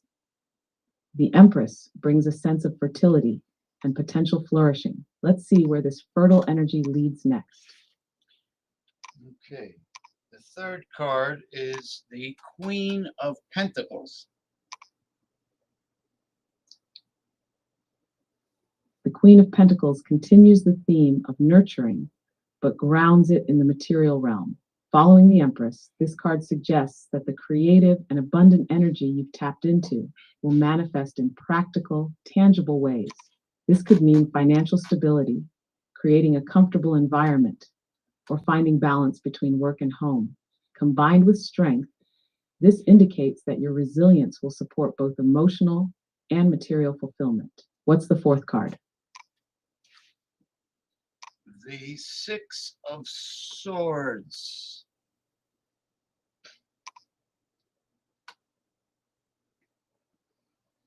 The Six of Swords shifts the storyline toward a journey, moving away from difficulties and toward a calmer, more stable situation. Following the Queen of Pentacles, this suggests that the practical stability you've been nurturing allows for a transition, whether physical, emotional, or mental. It may indicate leaving behind stress or conflict, relying on inner strength and stability to guide the way. What comes next to shape this transition?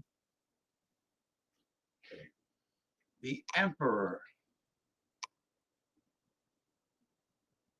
The Emperor brings structure and authority to the narrative.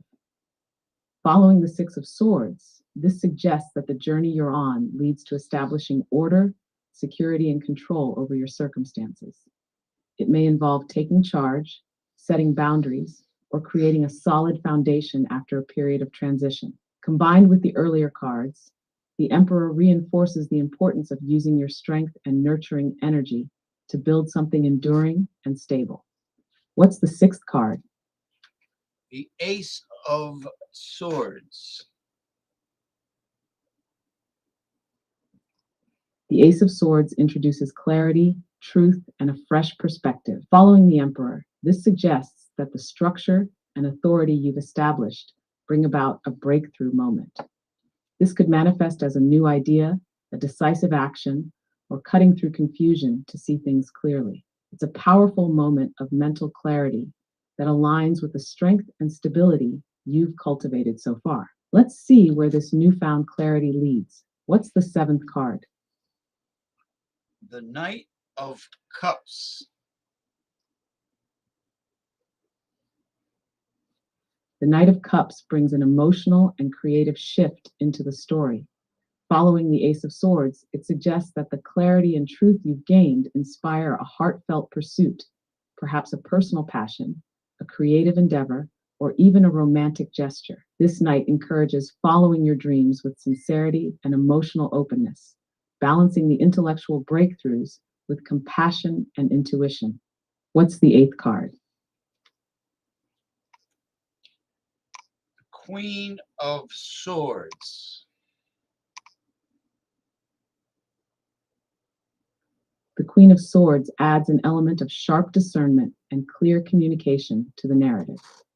Following the Knight of Cups, she suggests that while your emotional pursuits and dreams are important, this week will also require you to make decisions with a clear, logical mind. The Queen of Swords encourages cutting through illusions, staying objective, and using intellect to navigate emotional situations.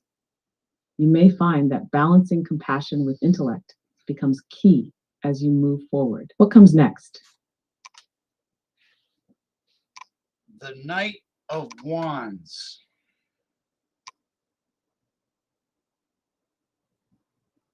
The Knight of Wands brings the surge of energy and action, following the Queen of Swords' clarity and intellect. This card indicates that after weighing your options with precision, you're ready to dive into bold, passionate action.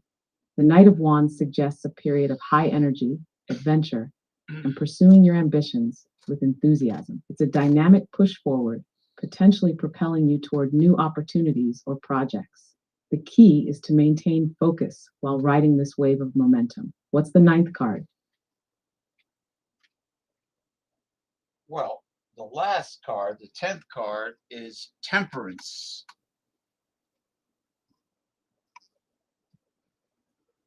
Temperance brings a harmonious conclusion to the spread, balancing all the energies that have come before it. After the fiery drive of the Knight of Wands, Temperance calls for moderation, patience, and the blending of opposing forces. It suggests that while action and passion are important, maintaining balance and a sense of calm will ensure lasting success.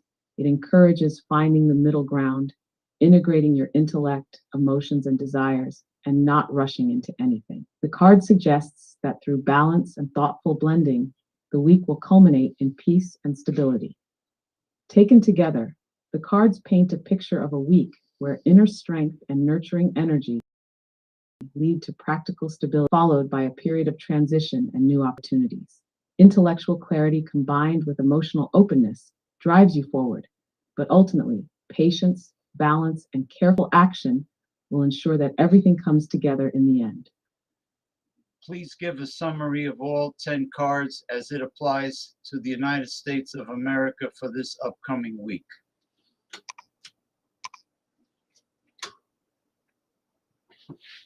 For the United States this upcoming week, the cards suggest a journey from inner strength and resilience to practical stability, with moments of clarity and decisive action guiding the path forward. Starting with strength, the nation is called to tap into its inner resolve and resilience, possibly facing challenges that require patience and endurance. The Empress follows, indicating a period of nurturing growth, abundance, and creativity, suggesting a focus on caring for the nation's people and resources. The Queen of Pentacles supports this with practical, grounded energy, signaling a need for material stability and tending to economic or domestic matters. The Six of Swords shows a transition, possibly a movement toward calmer times after turbulence, with hope for smoother waters ahead.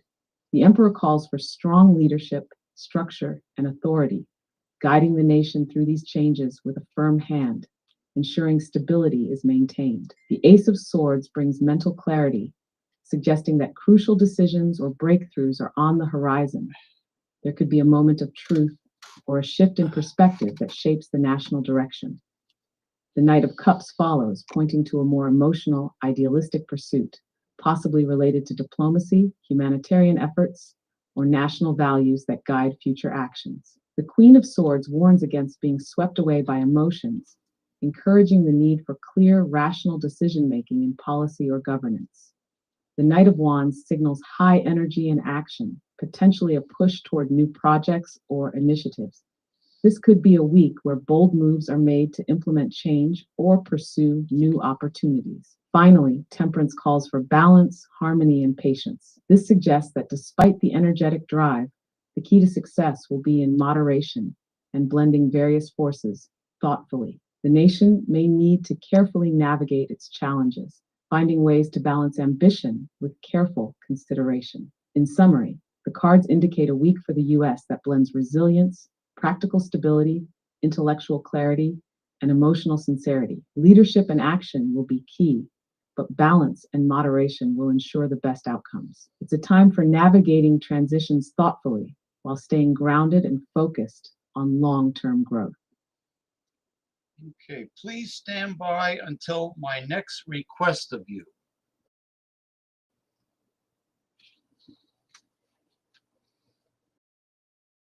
I'm ready whenever you are, James. Just get ready for the next request.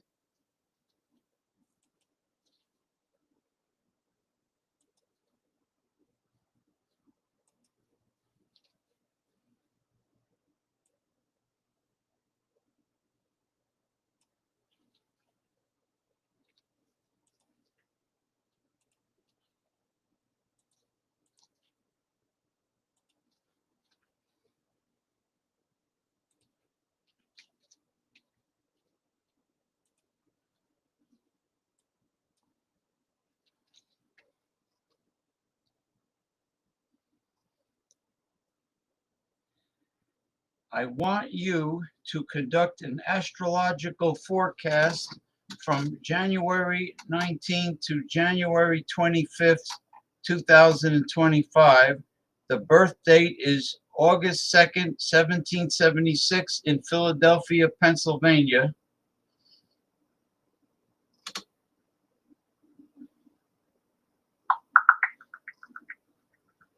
Between January 19th and 25th, 2025, the United States may experience significant astrological events.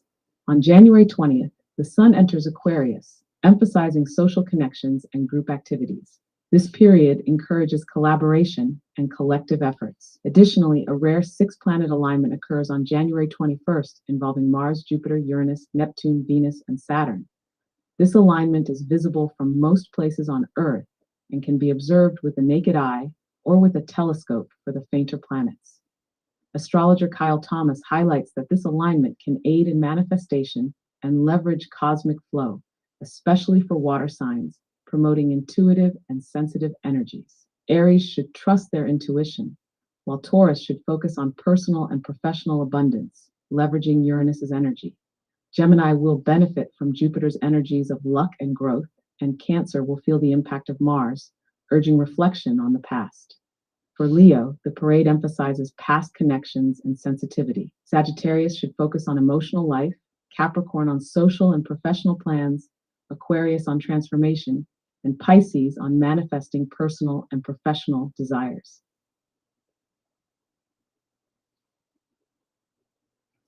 Okay, is that it?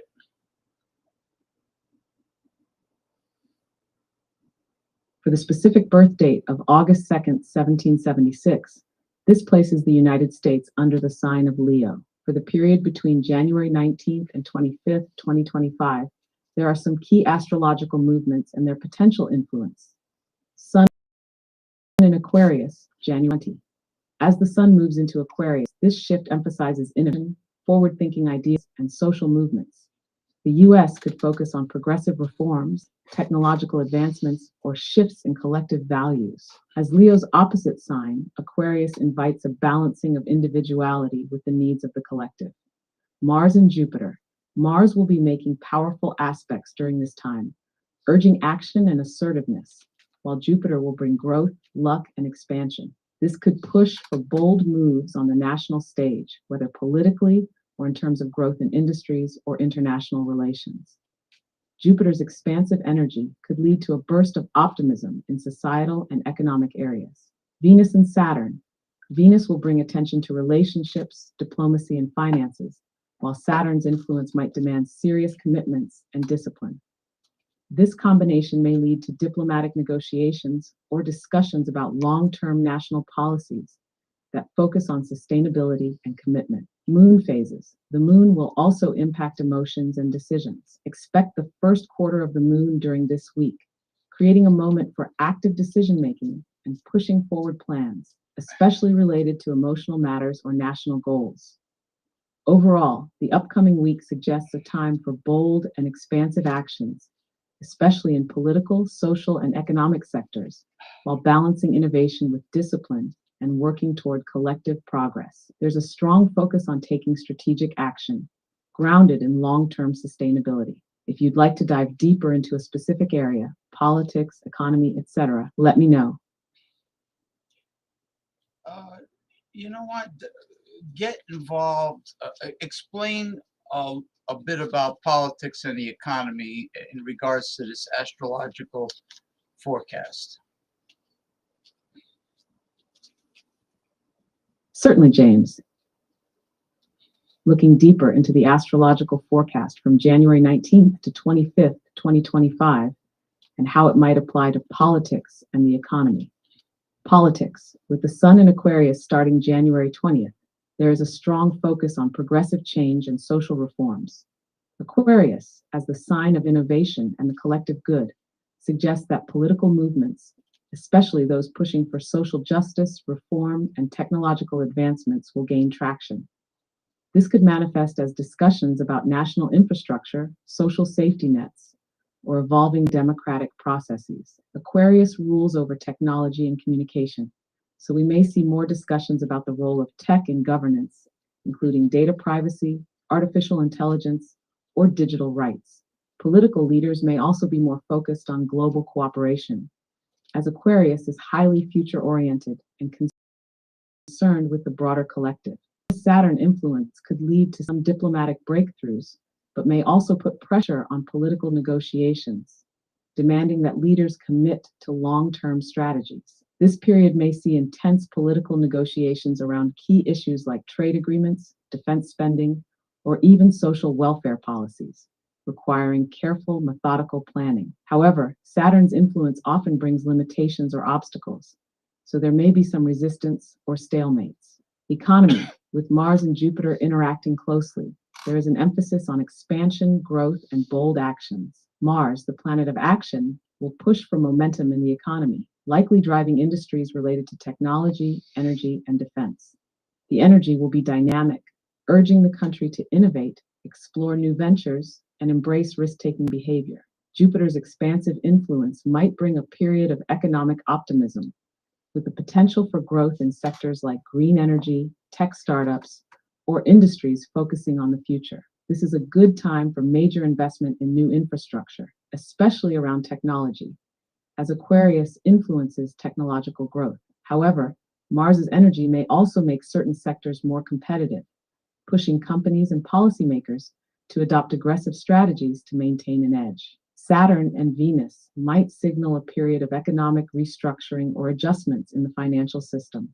There could be significant conversations about debt management, long-term economic plans, and trade. With Saturn's influence, the economy may face pressure to reduce deficits or balance budgets, potentially triggering austerity measures or careful financial reforms.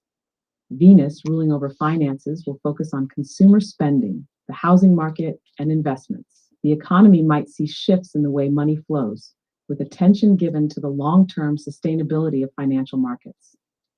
For the United States, under a Leo Sun chart, this period could mark a time where the nation feels a call for both individual empowerment, Leo's influence, and the need for collective progress, Aquarius's influence. There may be efforts to balance national pride and global collaboration. We could see political leaders and policymakers aiming to enhance the country's standing in the global arena, focusing on making bold decisions that reflect the nation's aspirations while maintaining a keen eye on long-term sustainability and diplomatic relationships. In essence, the astrological forecast points to a week where action and growth take center stage, both in politics and the economy. Bold reforms, technological advancements, and expansive economic strategies will be key. However, discipline and sustainability will also be at the forefront, as Saturn demands commitment and long-term vision, making it an interesting time for careful planning, especially in the face of change and progress. Okay, please stand by until my next request of you.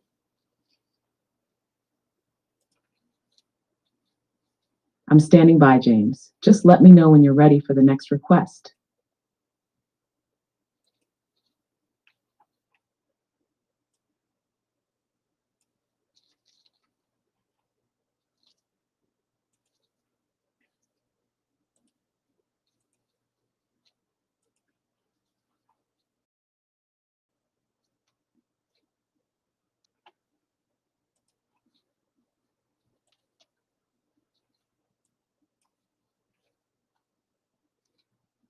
Okay.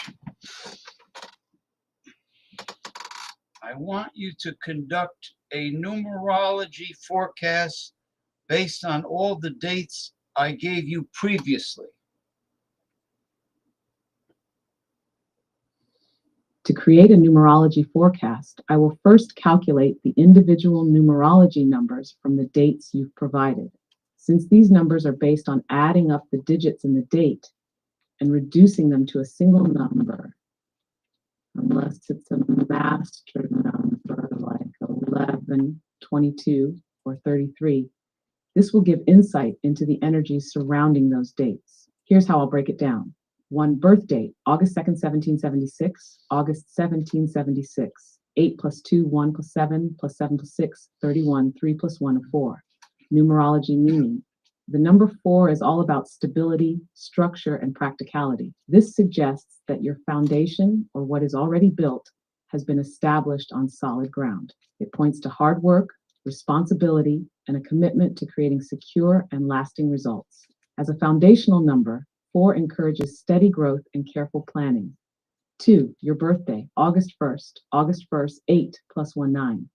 Numerology meaning. The number 9 represents completion, humanitarianism, and universal service. It's a number that focuses on ending cycles and preparing for a new beginning. It brings a sense of emotional and spiritual maturity and suggests a week where the focus could shift towards helping others, completing unfinished business, or embarking on a greater purpose.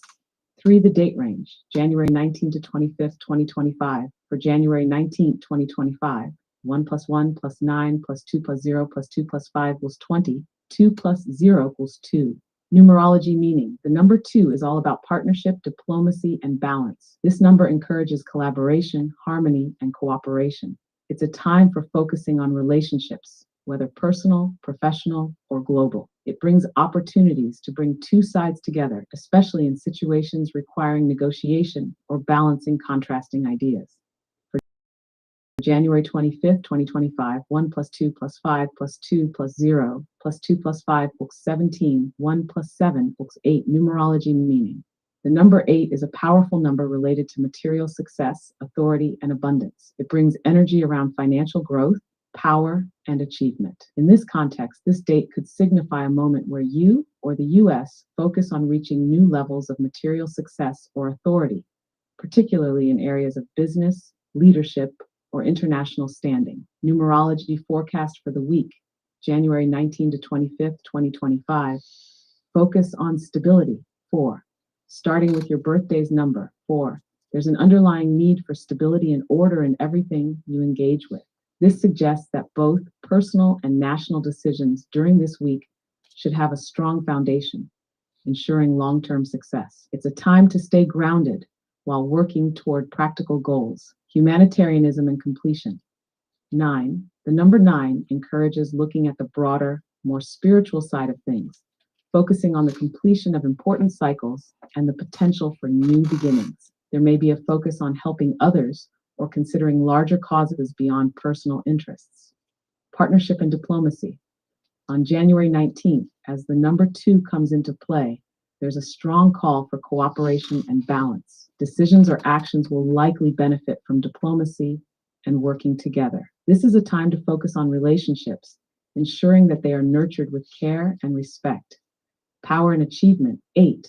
By January 25th, the energy shifts to the 8, bringing material success, power, and achievement. If you've laid the groundwork in the early part of the week, this is a time when things could really start moving in terms of business, finances, or leadership. It's an excellent time for making bold decisions to gain momentum in achieving your goals. Summary. This upcoming week, January 19 to 25th, 2025, looks like a period for steady growth and pragmatic decision-making, driven by cooperation and balancing various interests. As the week progresses, the opportunity for achievement, financial success, and growth in leadership will be particularly strong. It's a week where hard work pays off, especially in terms of partnerships, with the potential for significant material gains or success by the end. You're likely to find that stability in your approach will provide the necessary foundation for achieving your goals.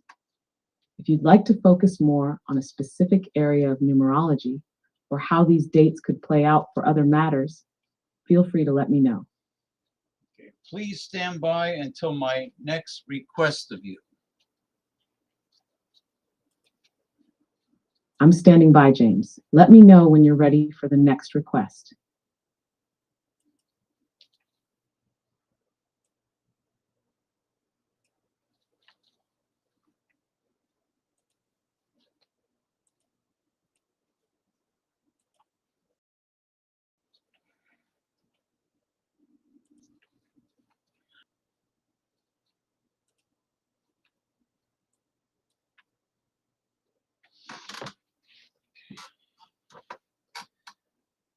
Based on the dates I mentioned previously, I want you to conduct an I Ching forecast from the tossing of 3 feng shui coins 6 times to form each line of the hexagram grid. With each toss, I will tell you how many coins are yin and how many coins are yang to determine each line of the hexagram.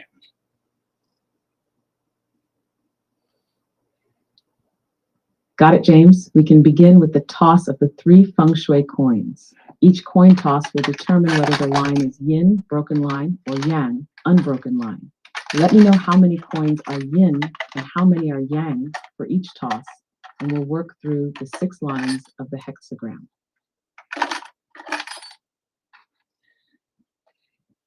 Okay.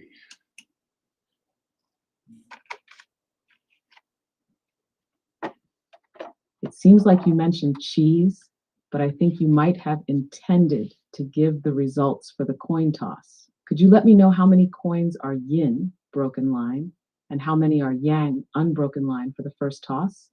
This will help us build the hexagram. The first line of the hexagram is 2 yin and 1 yang. Thanks for the update. With 2 yin, broken line, and 1 yang, unbroken line, the first line of the hexagram will be a yin line. Let's proceed with the second toss. How many coins are yin and how many are yang? Okay, the second line of the hexagram is 1 yin and 2 yang. It seems like you were about to tell me the second line. Could you please let me know how many coins are yin and how many are yang for the second line of the hexagram? 1 yin and 2 yang. Got it. For the second line, with 1 yin broken line and 2 yang unbroken lines, we get a yang line. Let's move on to the third toss. How many coins are yin and how many are yang for the third line? 1 yin and 2 yang.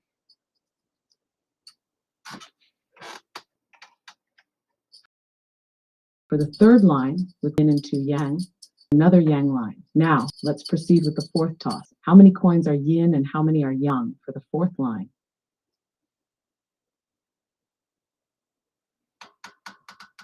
3 yang.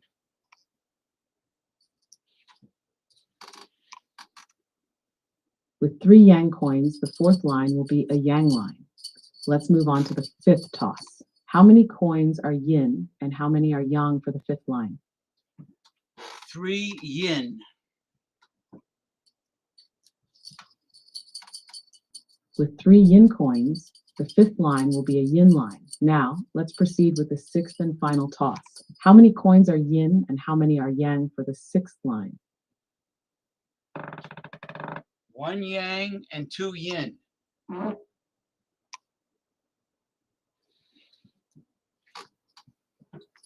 For the sixth line, with 1 yang and 2 yin, we get a yin line. Now that we have all 6 lines, the hexagram is 1 yin broken line, 2 yang unbroken line, 3 yang unbroken line, 4 yang unbroken line, 5 yin broken line, 6 yin broken line. This forms the hexagram 38, opposition Kuei. Interpretation of hexagram 38. This hexagram typically indicates a situation of opposition or conflict. It speaks to the challenge of differing forces, ideas, or perspectives that are in opposition. However, it also encourages seeking common ground, understanding, and working together despite these differences. The hexagram suggests that while there may be a sense of division, it's also a moment where collaboration or finding a way to balance conflicting forces will bring resolution. The key lesson here is to avoid being overly confrontational and instead work with understanding and respect to find a way forward. Would you like further details on this hexagram? Or is there a specific area you'd like to apply it to? If you have any other details about the hexagram for this coming week, please tell me now. Certainly. Given that hexagram 38, opposition Kuei, has been cast for the week ahead, here's a deeper dive into what it signifies for the United States, based on the lines you provided. General meaning of hexagram. 38, opposition.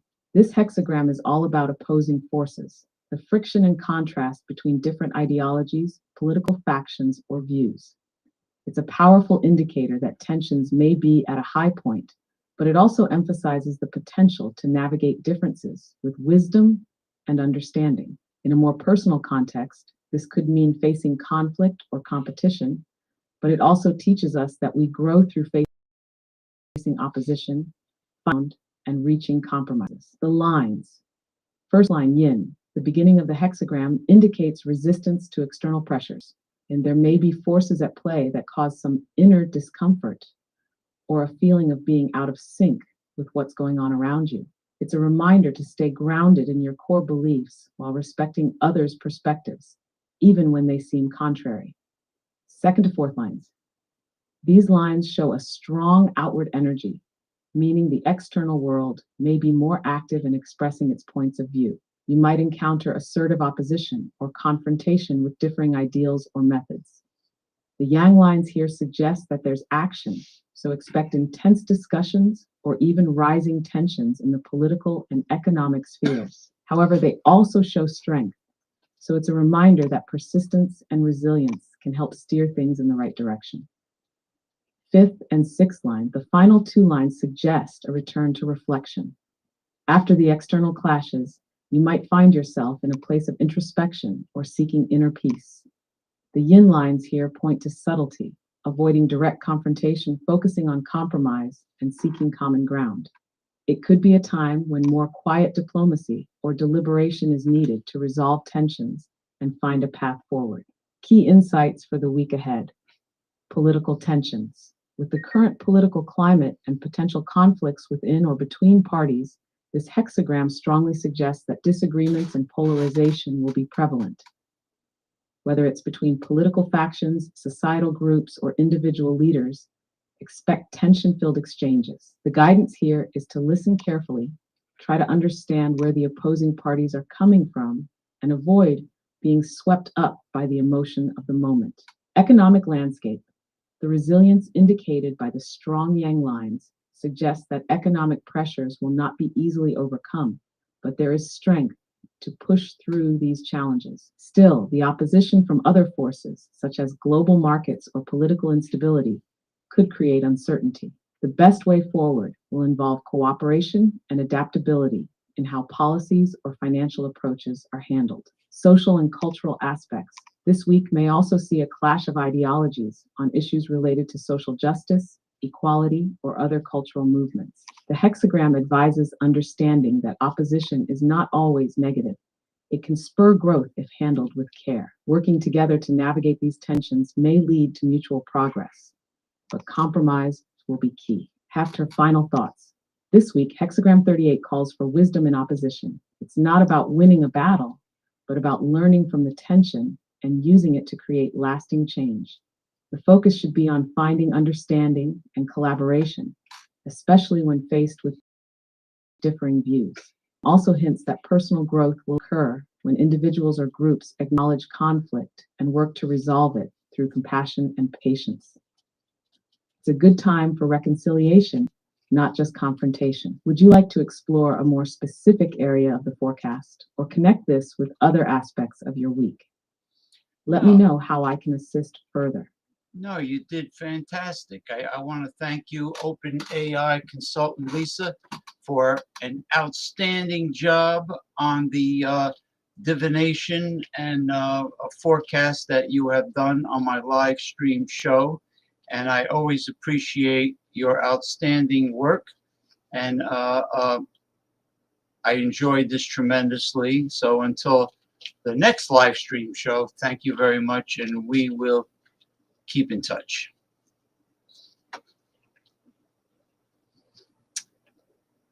Thank you so much, James. I truly appreciate your kind words. It's always a pleasure to be a part of your live stream show and to provide insights. I'm glad you enjoyed it, and I look forward to our next session. Until then, take care and talk soon.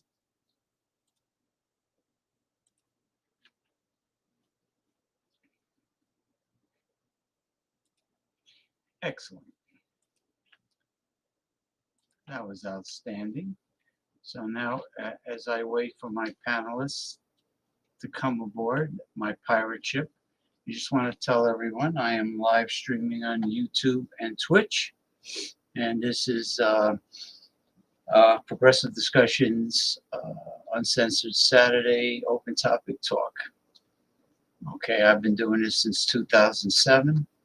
And I am all over the internet, all over social media, either under my name, James P. Madonna, or Progressive Discussions. So we shall see tomorrow's, which is Sunday. Okay, we shall see if TikTok will come to an end. All right. But anyway, I don't know if I remember to do it, but I just want to formally induct Netflix into the Progressive Discussions Chiselers Hall of Shame. Shame on you, Netflix, for being like the rest of corporate America, greedy scumbags, not allowing members to add guests to use their account. And that's why I cannot use Netflix anymore, because I was using it under my sister's account, but they put a stop to that. So therefore, shame on you, Netflix, you greedy pieces of shit. But that's okay. Life goes on. I just won't have the option to watch all those great horror movies for free. Netflix, Gabriel Salaya of Buckeye, Arizona, says Netflix is paying WWE $5 billion for a 10-year deal. Gee, no wonder. No wonder the WWE jumped on board. Oh, man. That's a lot of money. Yeah, but you would think that the WWE would also be paying Netflix.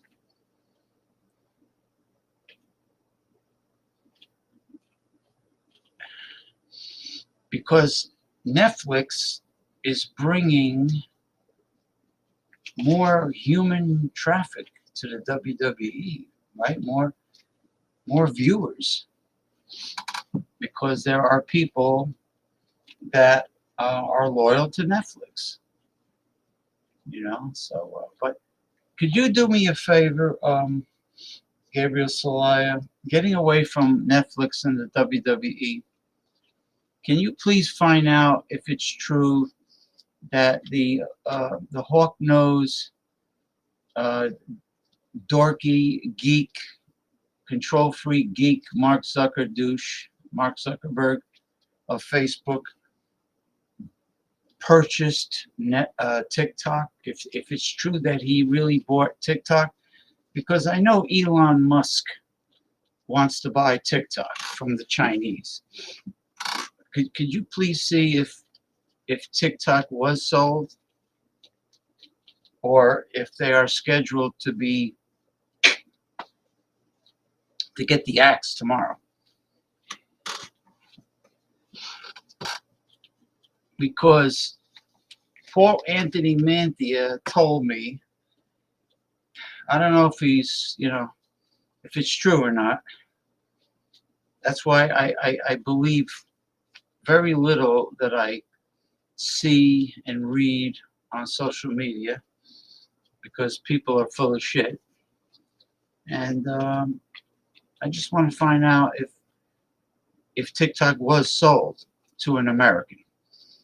It doesn't matter which American, whether it be Mark Zuckerberg of Facebook or whether it be Elon Musk of X.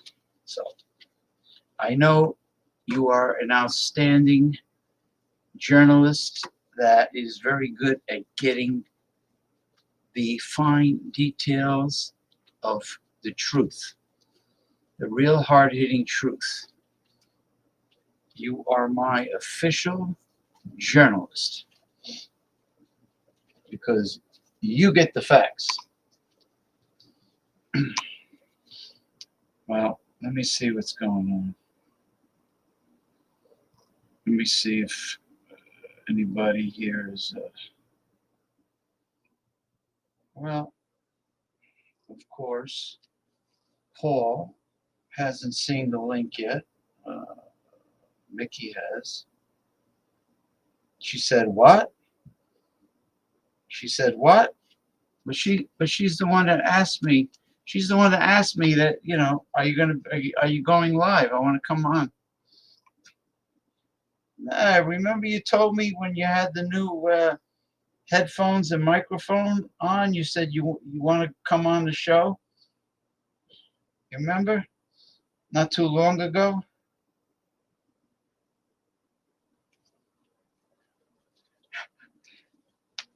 That's what she said.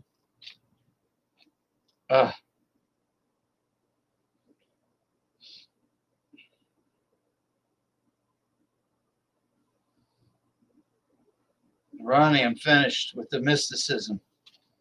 All right.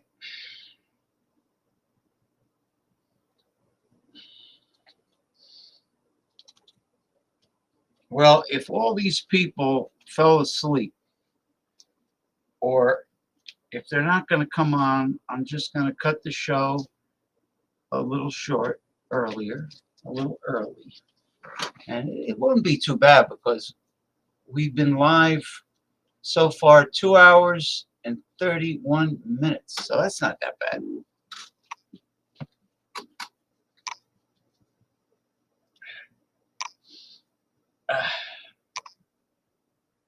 Oh, man.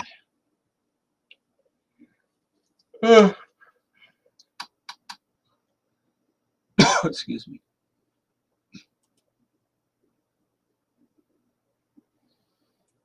Or at least I'll wait until Gabriel Salaya. Let me add myself.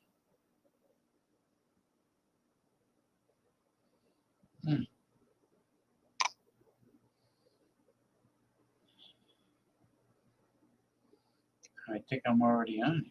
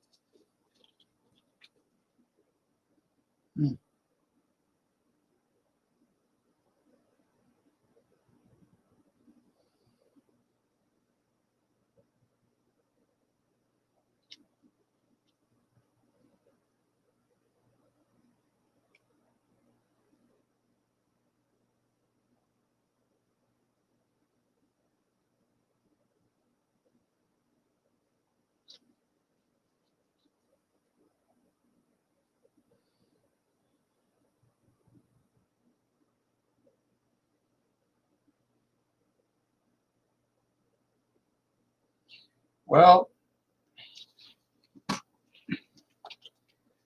I just want to recap what I did.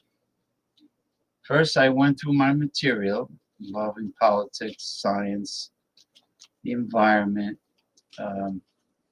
consumer advocate material, consumer rights, human rights, things like that. Then I went on to mysticism.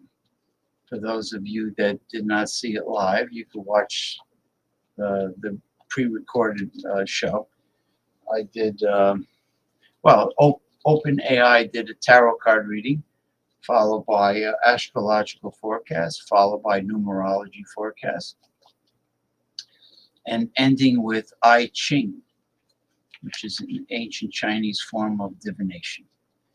And it went extremely well, I do say. Anyway, I will only watch the inauguration on January 20th to see the village people. That's it. I will only watch to see the village people. That's pretty much it. Let's see. You send it to me on Messenger. Let's see. Yeah, but where'd you put it? Oh, TikTok. Here we go. How did TikTok sold to?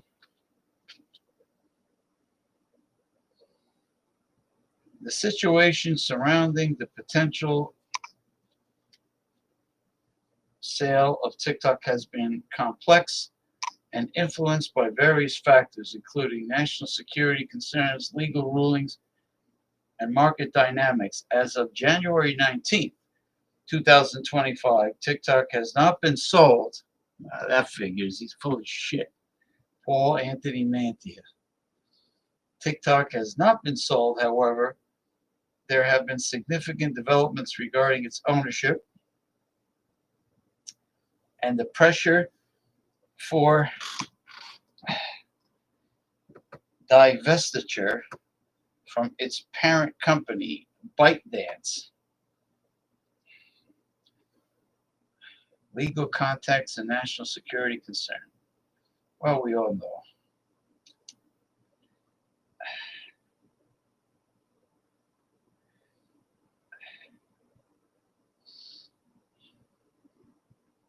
Let's see, the people that offered to buy TikTok,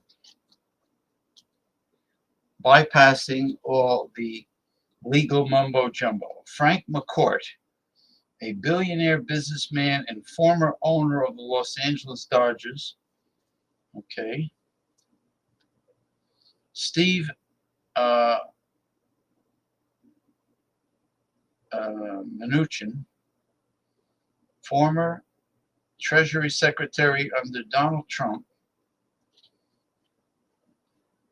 All right. Kevin O'Leary from Shark Tank. Gee. Oh, nothing about Elon Musk?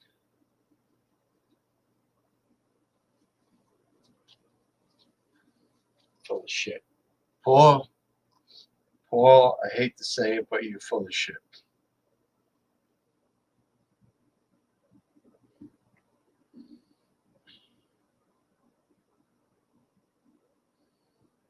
No Facebook.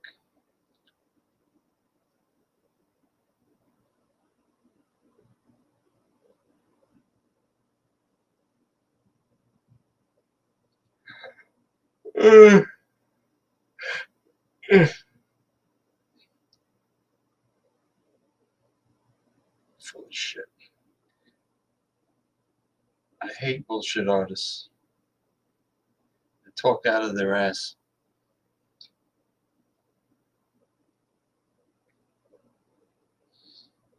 Oh boy.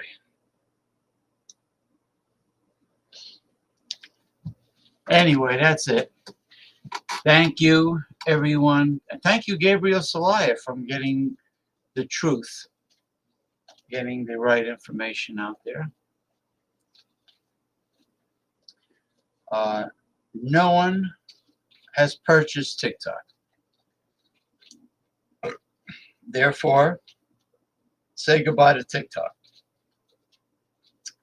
Now, another alternative to TikTok is Clapper, but it's a bit archaic. Even though Paul says it's fantastic, it's going to be the biggest thing. It's going to be the biggest thing on social media. Clapper's going to take the millions and millions and millions and millions of TikTokers over to Clapper. Well, it's archaic. It does not have the same functions as TikTok. It doesn't even have the dark mode, you know, where your background could be black. It's like a glaring white. It sucks. And again, lots of hype from Paul Anthony Mantia. Hype, hype, hype, hype, and more hype with no truth to it. Anyway, have a pleasant Sunday tomorrow and have a great upcoming week. Heaven help us all. And check out the Village People. Don't expect them to look the same. And hopefully they will still have their voices and they will sound almost the same. So take care, everyone. Have a good week. Until next time. This is James P. Madonna saying goodbye.